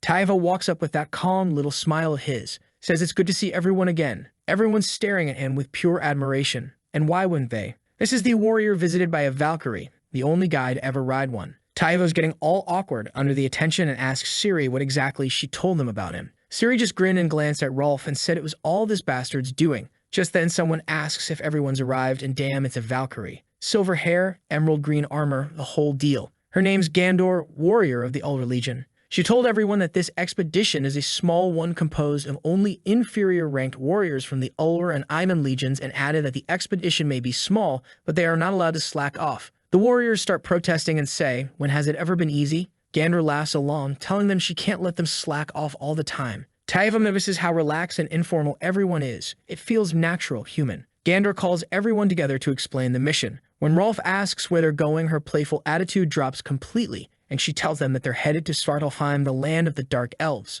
also called the Land of Eternal Night. Massive trees block out the sunlight, and the ground is covered in rotting leaves. It's like walking into a forest that forgot what sunshine looks like. They step through the portal, and Taiho immediately feels the difference. The air is thick and damp. Everything's covered in shadow. Gandor finally explains why they're here. The Dark Elves supply medicinal herbs to Valhalla, but one of them accidentally woke up a basilisk. Yeah, one of those king of serpents. The elves need help taking it down. She then mentions that for this mission they are deploying Silent White, and everyone gets excited. Taivo has no clue what that means, but figures it'll probably be as crazy as everything else that's happened to him. When he asks Ciri, she just tells him to wait and see. Then a pack of white wolves shows up. But these aren't regular wolves, they're huge. Everyone climbs on and starts riding through the forest. The wolves are incredibly fast, but completely silent. Gandor notices he's actually good at riding and compliments him. He thinks his Dragon Commander experience is finally useful for something besides flying. Gandor tells Ciri she has business with the Dark Elf Council and puts her in charge of the mission. She says the wolves know the way anyway, then disappears into the trees. After hours of riding, they reach a hidden leaf village. A dark elf named Toller meets them and offers to guide them to the village chief. Taivo gets his first real look at Dark Elves' gray skin and silver hair, but he notices the locals don't seem too happy to see them. Lots of suspicious looks and whispered conversations. Kids are peeking out from behind doors like they're seeing aliens. Taivo activates his dragon eyes to check if anyone's dangerous. Most people show up as neutral, but Toller appears friendly. They arrive at a big mansion and go through some tall gates into an empty hall. Toller opens a door and leads them to another room where there's this massive feast waiting. Servants standing behind chairs, food everywhere, and at the head of the table sits an elderly elf with a warm smile. This is Malice, head of the Molo family and village leader. Everyone starts sitting down. Rolf's already eyeing the drinks. Malice raises his cup for a toast, and everyone looks at Ciri with puppy eyes since she usually doesn't allow drinking during missions. But she surprises everyone by saying one sip won't hurt after their long journey. The room celebrates, and Taivo raises his cup to join in. Then he suddenly freezes. He shouts for everyone to stop and starts grabbing cups away from people before they can drink. He makes eye contact with Ciri and tells everyone to head for the door. Ciri orders everyone out, but Malice shouts to seal the doors. Taivo's dragon eyes show him the entry hall is full of enemies. Elven archers are ready to attack, but Ciri reacts fast, telling everyone to raise their shields just as arrows start flying down. They block the first wave, but Taiho sees elves moving to lock the exit. If that happens, they're trapped. He runs for the door and takes down 2 guards to keep it open. Malice is watching all this, wondering how his perfect plan went wrong. After taking down those guards, Taiho spins around and delivers this crushing kick that completely shatters the door. He yells for everyone to run, and they start booking it through the courtyard. But they're not safe yet. Ciri pulls out this golden whistle and blows it hard. From the shadows, the Silent Whites come charging in. She tells everyone to climb quickly. The Dark Elf archers are right behind them, getting ready for another wave of arrows. The arrows start flying, and that's when Taiho steps up with a plan. He rolls up his sleeves, and there are these golden runes glowing on his arms. Turns out during his training with Helda, she drew those on his skin. It's called rune engraving, basically a way to channel magic. The power depends on how big and complex the runes are. Permanent tattoos would be too risky since there's only so much space on your body, so Helda gave him temporary ones that are perfect for training. But even temporary, they pack a serious punch. His skin starts glowing bright, and Taiho shouts GANT. A golden aura explodes around him, and the arrows aimed at him just get shattered in midair. The Dark Elves freeze up, looking completely shocked at what just happened. But then they hear footsteps, and Malad comes charging in looking furious. He's yelling at his men, ordering them to not let them escape. Malice just collapses to his knees trembling, clutching his head and asking how everything went wrong when it was supposed to be perfect. The group finally gets far enough away from the village to stop and catch their breath. Some people are wondering if it's safe to rest here, but honestly, they don't have much choice. Even the wolves are panting hard from that crazy sprint. And that's not the only thing they have to worry about, because even though they blocked most of the arrows, some still hit them. The wounds aren't going to kill anyone, but they could be a real problem if they have to fight again. As they start pulling arrows out of their bodies, someone sees this dark liquid mixed with the blood and decides to taste it. It turns out the arrows were coated with poison. One warrior asks Ciri if they can stop to treat the wounds properly, but she's already petting her wolf and shaking her head. They have to treat injuries while moving. Stopping now isn't smart. They need to find Valkyrie Gandor. Back at the mansion, Malice is still on his knees, shaking when this figure surrounded by purple flames shows up. A voice says he failed. The old elf bows down low, voice trembling as he begs for mercy. Getting desperate, he starts yelling for power. He wants the basilisk's power and swears that with it, nobody will be able to stop them. The thing just laughs and says no. But then the voice keeps going, saying don't worry, because they expected him to fail anyway. They had a backup plan ready. Cut back to the warriors who think they're getting away from danger. Rolf looks at Taiho and asks if he knew those elves were enemies because of his power. Taiho nods and thanks Ciri for trusting him. If he tried to explain everything back there, it might have been too late. Ciri gives him this soft smile and says it's normal to trust someone you fought beside, especially in life or death situations. But then her face completely changes. Her eyes go wide as something red starts spinning behind them, a portal opening. She yells for everyone to get ready, but before anyone can move, the warrior at the back gets stabbed by this huge blade. His body lifts up in the air as blood goes everywhere. The others can only watch. What makes it worse is whoever's holding that blade hasn't even come through the portal yet. One thing's for sure, the thing isn't human. Its skin is this gross green color that looks dead. Taiho's dragon eyes are still working and he sees something scary. This creature is a monster named Regenerator Marcos. Two warriors get angry and charge at him to get revenge for their dead friend. At first it works their swords cut deep into the thing's chest, but that's exactly what Marcos wanted. With one move, both warriors are dead. 3 guys down in less than 10 seconds like they were nothing. Fear hits the group hard, but what really makes them shake is when the wounds start closing. The creature's skin heals completely without even leaving a mark. Ciri shouts the Regenerator. She tells them to get on the wolves and run, but Marcos is faster. Before they can escape, he rushes forward, and these huge snakes come out of his arms. In seconds, they wrap around the wolves. The animals panic and throw all warriors off their backs. Ciri jumps backward, barely missing a poisonous bite, but Marcos goes after her immediately. He moves fast and won't stop. Right before he attacks, Ciri uses her power. Something's different, though her arrows glow red this time. More arrows appear around her, floating in the air. She fires them all at once. Every single one hits, tearing through Marcos' body and what should have killed him. But he doesn't even care. He jumps up and gets ready to attack while he's still in the air. Ciri pulls out 2 daggers just in time to block his attack. But she's focused too much on his swords. She doesn't see the nasty claw that smashes into her face. The hit sends her flying and she passes out completely. Rolf sees everything happen. Before Marcos can finish Ciri off, he uses his own power. He pulls out an arrow and fires it super close. The explosion shakes the whole area. Without thinking twice, Rolf grabs Ciri and runs faster than he's ever run. He can feel Marcos behind him like death chasing them. Then suddenly Marcos stops. His eyes look at something behind him. Taiho is already attacking. The creature turns to block, and that gives Rolf the time he needs to get away. As he runs, he hears Taiho saying that from now on Marcos is his fight. The creature blocks the attack with his cocky grin like he saw it coming from a mile away. Then he raises his hand and more snakes shoot out, twisting toward Taiho. But Taiho's ready for it. He cuts them up with these crazy multi-directional slashes, shredding every single snake. Using the opening he just made, he rushes forward for another attack. But he notices something weird. The monster isn't even trying to defend itself. It's just taking the hits and letting its healing power do the work. So Taiho decides to switch things up. His golden glow lights up around him as he moves in closer. Without thinking twice, he lands this slash that goes straight through Marcos' body. The bright light makes everything look like a scene from a movie. From far away, Rolf watches with Ciri, who's getting better. He yells to Taiho to be careful because even deadly hits won't stop this thing for long. They look at each other and the creature turns around. There it is, a deep cut in his stomach. But instead of being worried or in pain, this guy gets this smug smile on his face. To him, no attack is going to be enough. But Taiho just stands there with his golden glow still going strong. That actually makes the Regenerator think twice. In his head, Taiho remembers what Ragna taught him. He recalls this important lesson. The god's power isn't just for healing or getting stronger. When you use it right, it can shut down divine blessings and even cancel out special abilities, but he can't just keep using that power, so Ragnar told him that the smartest way to use it is to only turn it on for killing blows. That way, Taiho doesn't get tired and makes sure each hit counts. Now the Regenerator's blood starts pouring out and Taiho was ready for round 2. Taiho takes a deep breath and gets into his fighting stance. Across from him, Marcos makes fists, his eyes burning with anger and worry. Both guys charge at each other, trying to end this fight once and for all. Their swords crash together like crazy. Sparks light up the dark. Marcos is getting pushed back.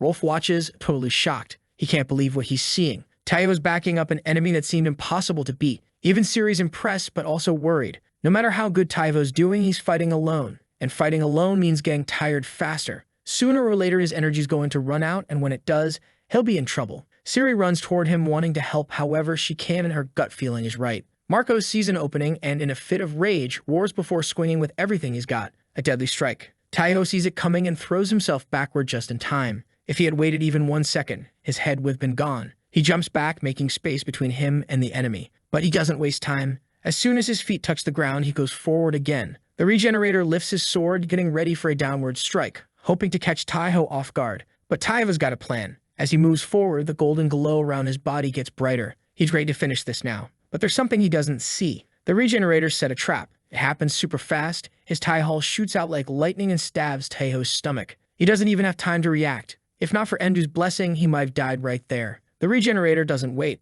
Running at Taiho, he lifts his blade, bringing it down hard, ready to finish it. Siri threw herself at the monster, blocking the strike at the last second. The blade barely misses Taiho, just grazing his side. Her move surprises Marcos. Siri says she doesn't have the power to hurt him, but she can push him back as many times as needed. Taiho sees his opening and puts everything into his next attack. He stabs the Regenerator straight in the stomach, then leaps in the air and delivers a skull crusher that finally puts the bastard down for good. Looks like this Regenerator won't be regenerating anymore. Back in the elf village, they're confused as hell. How could their supposedly unstoppable Regenerator be dead? These guys are really determined to kill our boy, so the purple entity decides to let Malice use the basilisk. Meanwhile, on the battlefield, Taiho is knocked out cold and everyone's trying to wake him up. Rolf turns to Siri, asking what they should do since Taiho's not responding. Should they wait around? Siri says she's got a bad feeling about this whole situation and orders the group to leave immediately. They need to get out of here and regroup with Gandor as soon as possible. She adds that it's not necessary for everyone to meet up together. Just then, they hear a sound that makes everyone's blood run cold. Rolf mutters, "The basilisk." Siri asks him to point in the direction, then orders the group to scatter and find Gandor.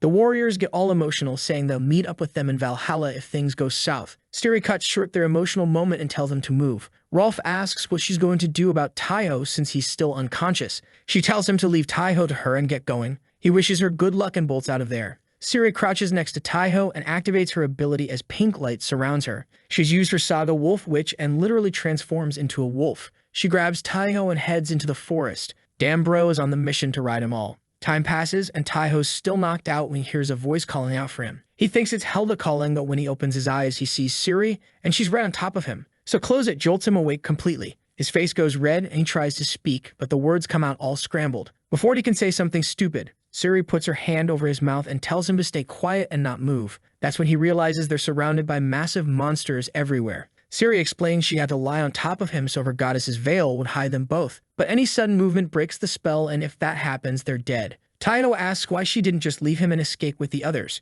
She goes quiet for a few seconds, looks at him, then looks away and says he has something special. Few warriors awaken that kind of power, and losing him would hurt Valhalla badly. Then she adds that she likes fighting beside him and wants to keep doing it. Her words hit Taiho hard. Reminds him of his old teammates who trusted him just like Siri does now. But this isn't a game anymore. The risks are real and he can't let down people who believe in him. Before he can answer, Siri crosses her arms and sighs. She says she thought he'd never wake up and that she tried everything to get him up. Taiho freezes. Everything? His cheeks turn red again, but before his mind goes places, Siri's already scanning the forest, looking serious. Now that he's awake, it can move. She triggers her Saga again, turning into a giant wolf. Taiho activates his Dragon Commander Saga, which affects Siri too, wrapping her in blue light and making her senses sharper. She can see dozens of creatures hiding in the trees. Normal-sized snakes attack all at once. Taiho cuts through several, but more keep coming in waves. Then he gets this chill down his spine. Something worse is coming. The ground shakes and trees get ripped up like twigs.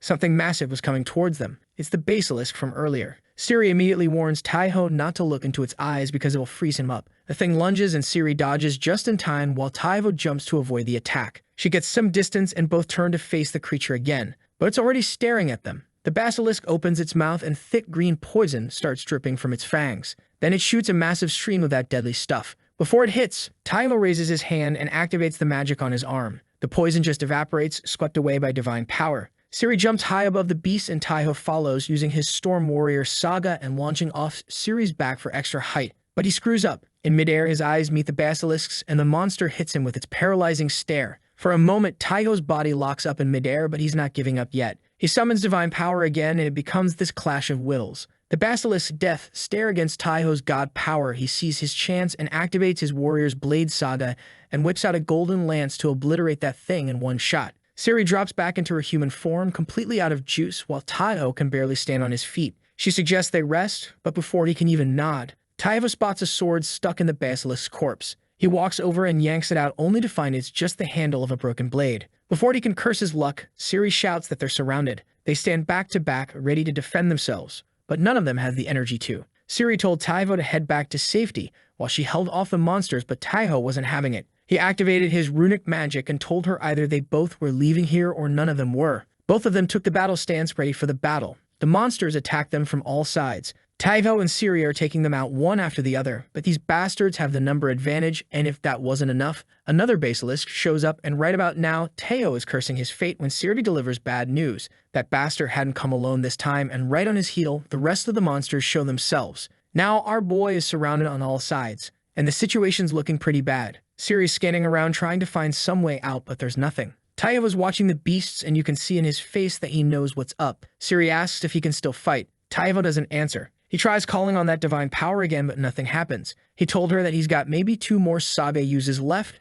and that's not going to be enough. They're basically screwed. But Taivo grips his sword tighter and gets into a fighting stance anyway. If he's going to die here, he might as well go down swinging. Siri grins and tells him now he's talking like a real warrior. If they're going out, they'll do it together without backing down. Both shout their gods' names and get ready. The monsters roar and charge, but then something moves behind them. The silent whites show up quietly. Then this voice calls out, saying they're here to help. It's Rolf, and he's not alone. Someone dives from above and cuts a monster clean in half with one strike. When they land, you see it's Valkyrie Gandor looking ready for war. But before anyone can celebrate, she yells to watch out. A basilisk comes at Taivo crazy fast, and he's too worn out to even lift his sword. All he can do is watch, but then something happens, and that thing drops dead, cut in half. Behind it stands someone new spinning a blade and smiling. It's Ragnar. Says they're safe now because he and the others are here. Taivo shouts Ragnar's name, grinning with relief. Siri's eyes go wide. She whispers Ragnar's name and her face turns red, and Siri is in her Fangirl mode. Taiho looks at her and mutters, who knew that she had this side to her. The fight's not over though. Rolf uses his Saga and blasts one of the basilisks, opens up a path for everyone to charge in and finish off what's left. Gandor and Ragnar cut through everything. In a few moments, they took care of all the monsters. Then Ragnar says it's over and congratulates everyone. They all swarm him like kids meeting their hero. Some say it's an honor. Others can't believe they're meeting the real deal. Meanwhile, Siri's just standing there frozen, face red, staring at him. Meanwhile, Taiho is standing there thinking, what's so great about this dude? Gandor steps up and says the mission's complete. She then told Taiho that she knows that he killed the Regenerator, and she'll report it back to the higher-ups while congratulating him for his feat, because taking down that Regenerator was no joke. Then she adds with this sly look that someone with his talents won't go unnoticed. Man, he is catching Valkyries like their Pokemon. As she said that, Taivo felt death glares coming from his back. All the other warriors are out here wanting to kill this bastard. Gandor whips up a portal, and they portal back to Valhalla, where Hela examines the sword hilt that Taivo found. She says the runes are too damaged to read, but this thing's definitely unique. She can feel old war energy in it. Since he got nothing, Taiho decided to store the weapon because he had this feeling that this thing is something special. Hela then claps her hands and tells Taiho that they should head back to the temple and report everything to Idun. They borrow a small boat and start heading to the temple. On the way, Hela mentions the goddess has a gift prepared for him. Our boy is excited to know what it is since he's only gotten small blessings before. He stands on the engraving on the floor, drops the golden apple and meals, and the goddess appears, all warm smiles. She read the report thanks to him. They messed up the giant's plans, beat a tough enemy, and even rode a beautiful warrior. That last part makes Taiho go red while the goddess laughs. She told him that she's got 2 gifts, but he can only pick one. First is a cloak from Olympus that turns him into a Pegasus. Second is a magic pouch that stores anything, no matter the size. Both are insanely valuable, but he's got to choose. After thinking it over, Taiho picks the pouch. Held surprised, she thought he'd go for the cloak. But Taiho explains becoming a Pegasus wouldn't be much use without someone to fly with. Since he's the only one in his legion right now, it doesn't make sense. Plus, it's the basic gamer knowledge that one must always expend their inventory. Hela laughs, saying she doesn't exactly get what he means, but whatever. They head back, and Hela tells him that starting today, he'll have lessons with his new teacher and asks him if he is excited. Taiho just laughs awkwardly. Personally, he doesn't think highly of that bum, but in this world, that guy is a legend, so he is kind of curious. Meanwhile, Ragnar was chilling back at Taiho's house, looking at the sky. He comments on the weather, saying that the weather was disgustingly nice today. The scene shifts, and Taiho and Ragnar are sitting there chatting. Ragnar asks Taiho how far he had gone with Hela, and our boy turns all pink, asking him what he means by that, but that double-meaning bastard quickly changes his tone and says that he was talking about his progress and tells our boy that his head was filled with dirty thoughts, and Taiho just goes, "Look who is talking." Ragnar then gets up. He says that Hela had asked him to teach him about divinity, but since Taiho is a rookie, he'll postpone that stuff for later and start with the basics, but he makes it clear that he won't be spoon-feeding him, and that he'll have to figure things out on his own and without wasting a second. He told Taiho to bring it on. They trade blows, and Taiho wasn't even able to keep up. Ragnar told Taiho to now hold back and show him everything he's got. He then told Taiho that sagas are the foundation of a warrior, And just because he has got the god's power doesn't mean he can slack off, and then started trash-talking to piss off Taiho, and it worked. Taiho started attacking him recklessly, and the next thing you know, our boy was on the ground eating dirt. Ragnar told Taiho that there are two things that he needs to work on. The first was an offensive saga. As for an inferior rank warrior, it's got a lot of sagas, but most of them are of the support class. They are helpful, but don't pack a serious punch. As Taiho was thinking about what he should pick for his ultimate move, Ragnar told him the second thing he needs to do is look at all his sagas again. Taiho looks confused, so Ragnar explains his sagas are incomplete. Most low-rank warriors think their sagas are set in stone, but they evolve with the user. A saga is a story passed down through generations, and like any story, it changes depending on who's telling it. With that, he starts to walk away. He told Taiho that's enough for today, while reminding him not to forget anything before he goes. He adds one more thing. He told Taiho to keep that divine aura running all day, eating, sitting, sleeping, whatever. If Taiho can pull that off, he'll boost both power storage and duration. Evening came. Hela was at his house cooking for him while Taiho was busy with his lessons with Ragnar. Seeing that stupid grin on his face, Ragnar asks Taiho if he has something to show to him. Taiho grins and activates his Warrior's Blade Saga. A normal sword appears, and showing it off, he says that he usually summons this sword, then pulls out the broken hilt from the last mission. Activates his saga while holding it, and the broken weapon fixes itself into a full blade. Taiho explains when he holds the hilt and uses his saga, it takes on the relic's stats, turning it into epic level gear. Ragnar is standing there thinking, what the hell is wrong with this dude? Is he really planning on using it as his ultimate move? He wonders. Maybe because he's from a different world, but the guy thinks completely differently from everyone else. While they're still processing this discovery, Hela shows up holding a scroll. She says Valkyria Riskrid sent an urgent support request for him. She's investigating Alfheim and found weird activity going on. Taiho is surprised to know that she has requested his presence personally, but then gets excited thinking that it's the perfect opportunity to test his new weapon. Seeing that stupid grin on his face, Hela pouts and asks him if he was really that excited to see Riskrid. Taiho realizes that he fumbled really hard and tells her that it's nothing like that, but Hela was still acting like a jealous wife. Then he screws up by asking if he can go now. Meanwhile, Ragnar was watching him, thinking to himself, this guy's a complete moron. The scene shifts to this dark, creepy place where some evil dude's watching everything through spiderwebs. His servant shows up saying the giants started moving forces around and Valhalla sent more warriors. This mysterious guy gives the most sinister smile and says he can't wait to see how fun things get. Later, Taiho's back in Dark Elf Land, but this time he's got company. The Wu Legion got called in too. When they arrive, this huge muscular warrior walks right up to Taiho, going, so you're the famous Taiho. I've heard a lot about you. Guys from Odin's Legion, also lower rank, but he's running the show. He says he got 30 black horses ready since other legions sent people too. While they're riding through the dark forest, Taiho starts feeling weird. Something's off and he's thinking, why does this feel so uncomfortable? He says he'd way rather be riding a dragon or the Silent Whites. Sari hears that and cracks up laughing. Says look at him, already got fancy tastes like a real warrior now. But there's definitely something strange going on. Rolf looks clearly pissed off about something. Taiho notices and asks what's eating him. Siri rolls her eyes, saying they dragged him back from vacation for this stupid mission. The muscle guy says they're almost at base, so speed it up. They're booking it when suddenly everything stops. Right in front of them, there's this massive pack of gnolls blocking the road. Dark, nasty things with glowing red eyes staring through the shadows.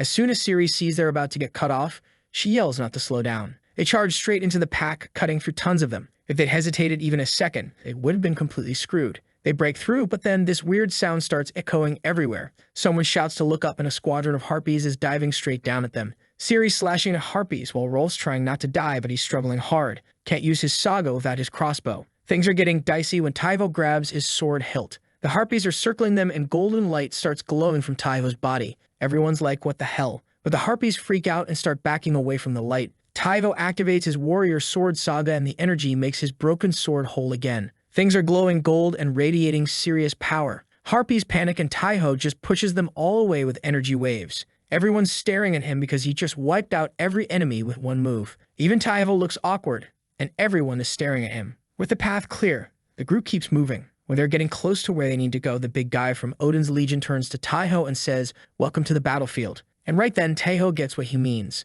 Down in this massive crater, there's a real war happening. Total chaos with metal clashing everywhere. The group starts heading down and Siri doesn't waste time. She activates her saga and arrows start flying in every direction. The crazy part is she never misses. One target after another drops until she gives the order to advance. Meanwhile, Taiho grips his broken sword hilt and activates his warrior's saga. But instead of a sword, what shows up is a crossbow. The moment he pulls the trigger, it fires 3 arrows and everything in their path gets vaporized. Once again, everyone's just staring at what he pulled off. Even Taivo's feeling confident, thinking with this, they'll reach the center real quick. And that's exactly what happens. After pushing forward for several minutes, they finally reach the center of the battlefield.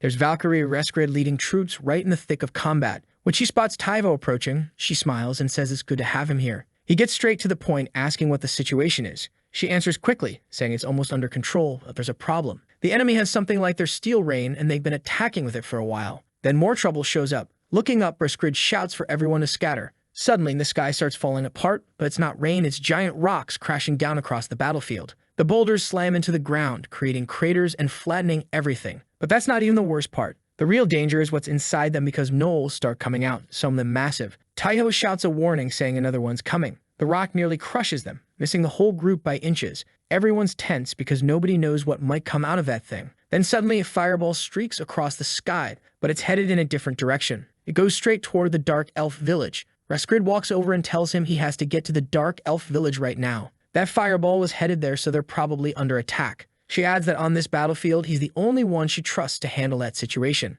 Taivo agrees, saying he'll find a horse and get out of there fast. But she says there's no time for that and starts removing her own cloak. Our boy gets all red. She explains the cloak will let him transform into a dragon and tells him to pick someone he trusts to go with him. Taivo can picture how everyone's going to react once they know what happened here. Without hesitation, he decides to hand it to Siri. Moments later, they take off, flying over the battlefield. From behind a massive rock that nearly crushed them, a new monster pops up. This time it's a giant, but nothing like the one they saw at the Black Castle. Rescrid thinks to herself how this one is smaller yet radiates far more power, which makes sense. Giants had runes similar to warriors, and their strength grew with every kill. Judging by its aura, this one had already been on a rampage. His roar shakes the battlefield, staggering even Valhalla's warriors. The giant activates his Saga, the Roar of Madness, and suddenly all the monsters go into a frenzy. Meanwhile, Taiho and Siri reach the elf village only to find another giant waiting for them, but this one was shaped differently from the rest. Taiho quickly realizes it's a mage, and his fears are confirmed when the creature begins casting and hurls a devastating spell at the village. Villagers run around in panic while Taivo tells Siri to move closer so he can pull its attention. Swapping his crossbow for a lance, he throws it with everything he has, but the weapon shatters against an invisible barrier as more shields form around the giant. His trick to draw the giant's attention works. The creature locks onto them, but that only makes things worse as it unleashes spell after spell. And then the elves are caught in the chaos, and from above, Taiho was thinking if this continues, the village will be nothing but ash and countless lives will be lost unless they take the monster down fast. Meanwhile, somewhere in the Nine Realms, something's going down. This guy's sitting on a throne just watching everything unfold when a harpy flies over and lands on his finger with a message. Turns out that weird spider creature is named Vault, and she's the one who got Malice to betray Valhalla, and this was all part of some plan to find this thing called the Seed. She is cursing the spider bastard for being a coward and hiding in darkness when there is a surefire way to get the Seed, and yet all of them are ignoring it.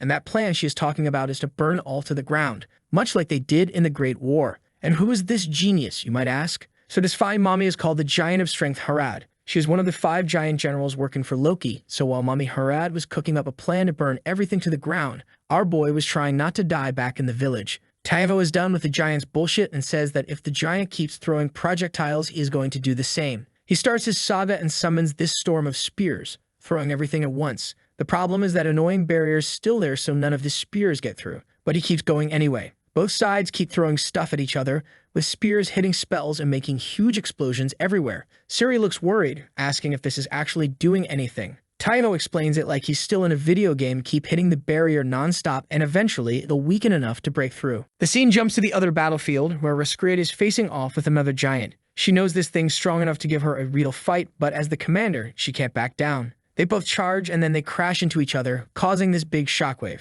Meanwhile, Taivo's still stuck in his desperate fight. His plan isn't working, yet spears keep vanishing against the barrier, but he won't quit. He's thinking they need to figure something out or this village disappears completely. Looking around, he sees houses already on fire with elves running around panicking. Then this weird group of elves shows up wearing glowing helmets with flashing lights. Taivo can't believe what he's seeing. One of them says they're the Dark Elf Fire Brigade. Leave the flames to them and focus on the giant. They all raise their hands and start casting some spell that brings storm clouds out of nowhere. Rain pours down and puts out all the fires instantly. Everything seems fine for like 2 seconds, but then the giant roars again. His magical barrier disappears because the rain is canceling his spells. Since he's a fire wizard, his weakness just became super obvious. Taivo gets it right away and mentally thanks the Fire Brigade elves. They just handed him the perfect opening. He activates his Saga and throws his spear with everything he's got, while telling Ciri to attack from behind, using his spear as cover. He knows it's time to break out the legendary sword. Launches into his final attack just like Ragnar taught him. His sync rate's at 18% now, so he uses Ancestral Dragon Barrage and blasts a huge hole clean through the giant.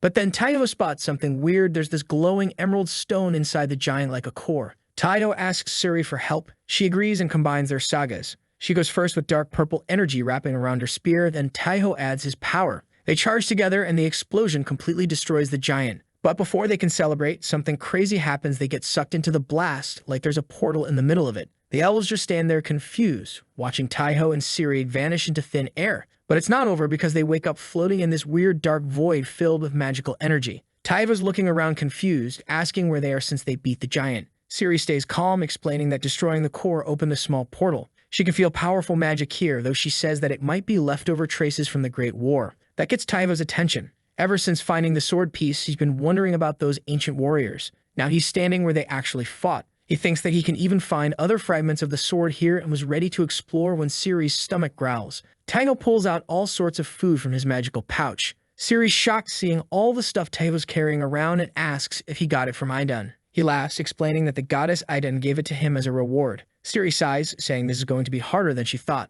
Taiho asks what she means. Turns out after all that chaos with the Regenerator and Basilisk, Valkyrie Gander wants them to convince Taiho to join her legion. She thinks he's this amazing, one-of-a-kind warrior, but seeing how the goddess is treating Taiho, she won't be letting go of him. Taiho just chuckles, saying that's true. Plus, he can't leave Idun's legion because Hela is also there. After eating, he stretches and says, time to get out of here. Ciri asks how since they don't even know where they are. But then he pulls out the sword hilt, saying maybe this little guy knows the way out. Standing at the edge of a cliff, Taiho extends his arm, pointing the sword ahead. Ciri is eyeing hard, thinking about what this idiot is doing now. He stood there for some more time, but nothing happened, so after inwardly cursing Taiho, Ciri transforms back, and now they were wandering aimlessly in the void. Along the way, Ciri starts talking. Says back in Valhalla it's rare for anyone to ask what others did when they were alive, but she's genuinely curious about Taiho. His sagas are too incredible. Taiho looks a little embarrassed and, with a shy smile, says when he was alive, he'd been the world champion. She stares at him surprised, saying something like, so I've been walking beside a living legend. Then he activates something again, and what he sees leaves him stunned. In front of them is this field full of weapons. Not just any weapons, these are high-tier legendary stuff. And being a true gamer, Taiho switches into full loot mode. He starts grabbing everything in sight. Helmet, massive sword, spear, shield. He even tosses the broken ones into his magic bag. Ciri just stands there watching, not sure if she should laugh or cry. She asks if he's really taking even the damaged ones. He replies while still collecting gear that of course all of it could be useful later. That's when he notices a cheeky little belt shining brighter than the rest, and that thing came with some serious buffs. This thing boosts both strength and endurance. Ciri spots the symbol on it and points out that mark belongs to the Legion of Freya. Taiho asks who Freya is, and she explains that Freya is the goddess of love and beauty, but also war and magic. This gets Taiho thinking if the Idun goddess also hides talents like that. He suggests Ciri grab something for herself too, since everything looks unique. She hesitates, but then, with this guilty look, pulls out a dagger. They walk for a while longer until Taiho announces he's satisfied, but he looks ridiculous wearing this crook helmet. He jokes about needing to make room in the bag when out of nowhere the sword he took from the basilisk starts vibrating. Taiho carefully pulls it out, and aura starts glowing from the blade and is pointing to a tiny dagger. He picks it up and asks Ciri if she has any idea what the sword was pointing at. She says that maybe they came from the same place. Says maybe the people of this world fought alongside Valhalla's warriors and the weapons were forged by the same hands. Taiho agrees that makes sense, maybe that's why he could never trace the sword's origin before. So he takes the dagger too, since the sword's already proven incredibly useful. With everything sorted, they move on. After walking a bit more, they reach the edge of this massive crater and Ciri knows what it is. It's the place where Odin's army fought. She then notices that magic was gathering in the center of it, where a giant skeleton was chilling after its owner had kicked the bucket. Who knows when they get down to inspect it? Ciri asks Taiho if he can get some info. Taiho nods, saying he can see its name. This bastard was the legendary Hellhound Garmer. Ciri panics. She told Kai that they should run away from here. But that's when the bones started gathering in one place, and the magic brought the beast back to life with a burst of magic. That bastard was standing in front of them, and he hadn't come alone. He brought company, many, and soon the battlefield was swarming with the monsters. Kai clenches his sword, ready for the battle, when something strange happens. The monsters ignore them completely and start fighting among themselves. Ciri wanted to bolt out of there, but Taiho grabs her and points to the monsters and says they can't go like this. They have to do the boss battle. At this moment, Ciri wanted nothing more than to beat this guy up, but she held back. She told him to get on top of her. Her strategy was simple: fly straight into the boss at full force. That bastard lets out a roar that almost made both heroes deaf, but the worst came right after. Lightning struck down from above. Siri instantly lost her balance. Both of them started plummeting down. Once they were down, asked if she was all right. That's when this bastard realized that he'd landed right on top of her. He immediately turned bright red, apologizing and saying it wasn't intentional. Siri said she was fine. Before she could even get up, the monsters swarmed them. Taiho started throwing hands with them, buying time for Siri to get up. Once she was up, both of them charged at the boss. Seeing them charging towards him, the boss attacked them with a fire breath that they dodged without breaking a sweat. Since the boss too was a dumb creature, he got busy with the other monsters. Taiho gave the signal to Siri. She activated her Saga and fired arrows at the boss. None did real damage, but got the monster's attention. The beast opened its mouth, but before it could bite her down, Siri transformed into a wolf and got away. She shouted that normal attacks wouldn't work. Taiho would have to go all in with his special ability. Taiho activated his Saga's Storm Warrior. Drawing his legendary sword, he used the power of the gods. Golden energy surged across the blade and he landed a direct hit on the boss. Man, he thought he had landed a critical hit, maybe even cut down one of the legs, but it did absolutely nothing, just a tiny scratch. Siri shouted for him to jump on her back again. She wanted to repeat their combo attack, but the boss didn't let her ride him this time as he attacked with a fire breath. Taiho realized that they won't be able to kill this thing with half-hearted attacks, so he asked Siri to buy him some time. He activated his Dragon Eyes Saga and began scanning everything. Taiho noticed something new right below the monster's name. A description appeared: Absolute Defense. Then something clicked for him. He realized that the boss hasn't moved from his spot for once since the battle started. That meant only one thing: that he is guarding something. Meanwhile, Siri had figured out something as well. She knew that normal attack won't work on him, but maybe her curse ability will, since she's in her wolf witch form, so he jumps high in the air and bit the boss, and her hunch was right, her curse ability, and now the boss was a Grodon, but she was running out of stamina, so she turned to Taiho saying whatever he is planning to do, he needs to do it fast, because she can't hold on for long, but Taiho just turned and ran straight at the monsters. He used his power of divinity and took care of the small fries, and instantly, he had figured out the way to kill the beast at some of this strange rock that was stuck in the ground. He used all of his power to pull it out of there while the boss was heading straight at him, and he got dangerously close, and he finally pulled it out. As he did, the monster disappeared.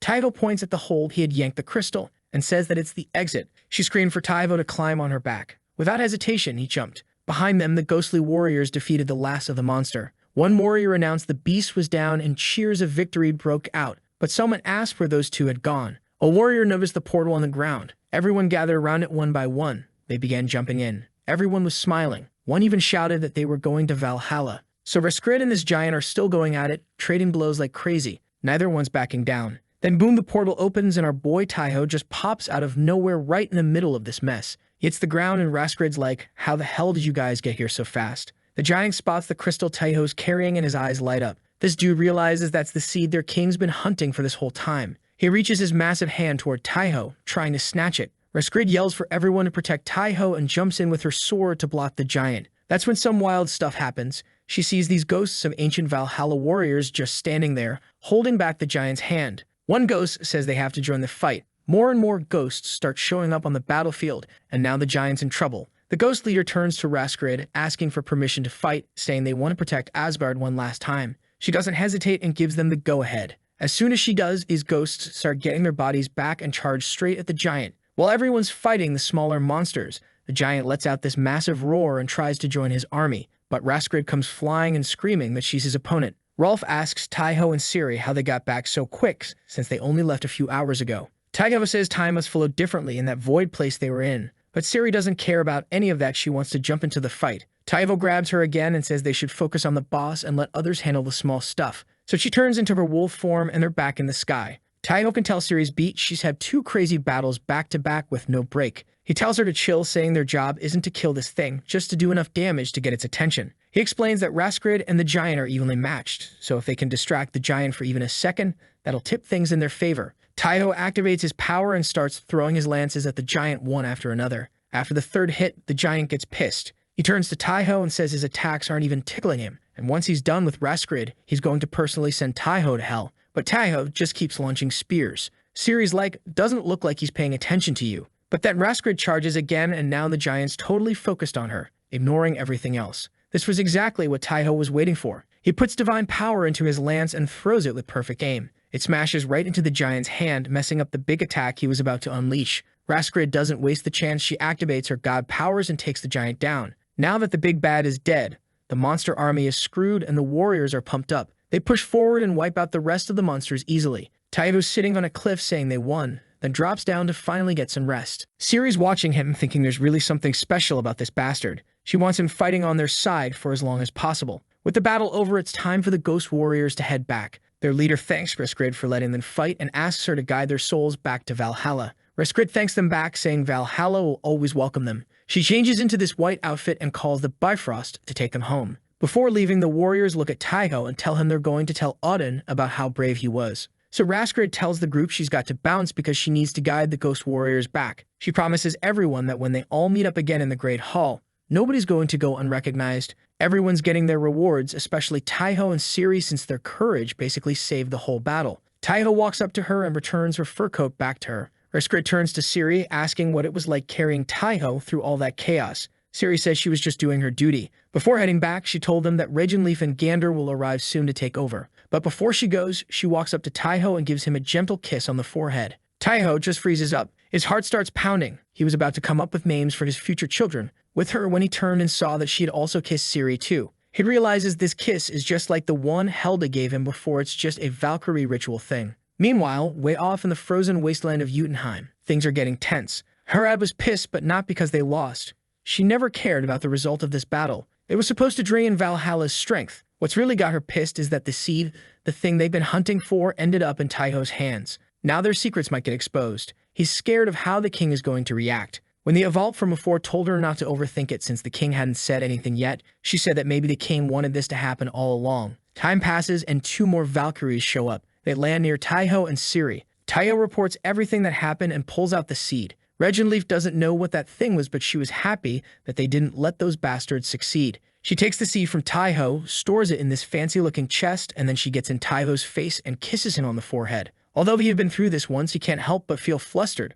But seeing that Ciri was getting the same treatment, he thinks maybe this is normal around here. He turns to Gander and asks if she won't bless them too. She laughs and says few people have the guts to ask a Valkyrie for that, but she agrees. Taiho closes his eyes, thinking one more blessing can't hurt. He is thinking of another kiss on the forehead, but Gander kisses him on the cheek. Our boy was on cloud 9 after that. Just as the Valkyries are about to leave, guess who shows up? Hela. She arrives just in time to see that unique blessing Gander gave. Her face doesn't hide anything. With her jealous eyes, she asks Taiho what was happening here. Taiho tries to come up with something, but, just as always, fumbles pretty hard. Ciri, who was watching this from the sidelines, says that these two are pretty amusing. Soon, the transport back to Valhalla was ready. Taiho climbed into a coffin for the trip, and Hela still wasn't letting it go. She asked Taiho if he enjoyed getting all those blessings. He thought he might not survive this one. Then she leaned in, brushed her hair back, and gave him her own blessing. Both of them turned as red. Meanwhile, deep at the roots of Yggdrasil, Odin and Thor walked together in silence. Odin pulled out the seed and asked Mimir if this was what Fenrir had been chasing. Mimir looked it over and said yes, it was a fragment of Garmar's soul. If all the pieces were found, Garmar could be revived. Odin frowned, saying the reward didn't seem worth the effort. Thor then asked if Garn was connected to Fenrir. Mimir confirmed it. Garmar's howl could wake Fenrir, and if Fenrir woke up, he'd snap his chains and hunt Odin down. And when that happened, the All-Father would meet his forefathers. Meanwhile, up in the frozen wasteland of Jotunheim, some seriously bad news is brewing. The Loki, with a smug grin, tells Utgard Loki that the 5 generals are already on the move. Loki just laughs like a maniac and says the real battles are just getting started. Back under Yggdrasil, Mimir warns that the giants don't even need Garma fully alive. Just one howl from one fragment would be enough to kick off Ragnarok. Odin adds that someone among them has this special Saga ability that could speed up the whole apocalypse thing. Thor immediately clenches his fists because he already knows exactly who they're talking about: Loki, that backstabbing bastard. Without missing a beat, Odin hands the seed fragment to Thor and tells him to destroy it. Even knowing how powerful this thing is, Odin's made his choice. Getting rid of the risk is the only way to buy them some time. Meanwhile, the thick goddess is back. Our boy had come back to the temple to report to her. She starts praising him, saying how she even heard the warriors of Valhalla chanting her name. Idun gives him one of those rare radiant smiles. Then she tells him it's time for his reward. Taiho lights up, expecting that legendary cloak that would let him transform into a Pegasus. He's been dreaming about this thing, but Idun has other plans. She chuckles and tells him that he has to choose once again. She had prepared 2 rewards for him this time as well. The first was the clock that would turn him into Pegasus, which he already knows about, and the second is a saddle. This thing will let him ride any creature, no matter how big, what species, or how strong. No limits whatsoever. His mind just explodes with possibilities. He's imagining himself as this massive falcon with someone riding on his back. As soon as he exits the temple, he runs straight into Hela and Ragna, who've been waiting outside for him. One look at his face, and they can tell he picked something incredible. Ragna says Taiho looks different and stronger and suggests they should ramp up their training, but Hela cuts in, reminding them they just got back from the front lines and should probably rest instead of punishing themselves. That's when Taiho remembers something important. Since they're not training, he asks for their help with something else. They all head to his cabin, where Taiho starts pulling out this weird collection of junk. He gathered all this stuff from the battlefield of gods. Ragna looks confused and starts laughing, asking if Taiho's become some kind of scavenger. Most of the weapons are broken, rusty, and look pretty useless, but then Hela steps forward and touches one of the beat-up weapons and says that she can still feel the magic power from it. Ragna agrees and suggests they try returning the weapons to their original legions. Taiho loves the idea and they get to work. They're examining runes, magical signatures, and forge marks. Each legion in Valhalla leaves its own fingerprint on weapons, so they're trying to match blade to history. Hours pass, and then Hela just freezes in front of this dagger. She's staring at it. After several minutes, Ragna guesses it might not belong to any standard unit. Maybe it's like Taiho's own sword, just some outlier. That gives Taiho an idea. He decides to use his ability. He grabs the dagger and focuses, channeling his power. As he does that, the rune fills with a blue light, and then nothing happens. As Taiho was about to set it down, his eyes suddenly lit up and projected some images on the wall. The vision shows this warrior, whom none of them recognize, sailing across a violent sea toward this dark, creepy island. She says she's finally found the place that's been hidden in myths. She heads inside the castle with all of these bones just lying there. She remembers hearing rumors about the Queen of Shadows, and the rumors say that she is this evil queen who would eat people and bathe in maidens' blood, but she won't believe anything until she sees it with her own eyes. She finally meets her, and she wasn't anything like the rumors said. She was this nice lady and even took her as her student. Years pass. She goes through brutal trials and becomes even more powerful. When it's finally time to leave the island, the maiden gives her a parting gift, a spear crafted from ancient sea monster bones. With that kick-ass spear in her hand, she never knew defeat. That was until she met that bastard Loki. He defeats her without breaking a sweat and tells her that her family, friends, and everything she fought for have been wiped from existence. She has absolutely nothing left. He just turns and walks away. But the lady launches herself at him to end him then and there, but that bastard was just playing with her. He looks back, and with just that alone, her spear and her world both get destroyed. The vision cuts out, and everyone's just standing there stunned. Ragnar breaks the silence, saying these were pieces from Shu's life.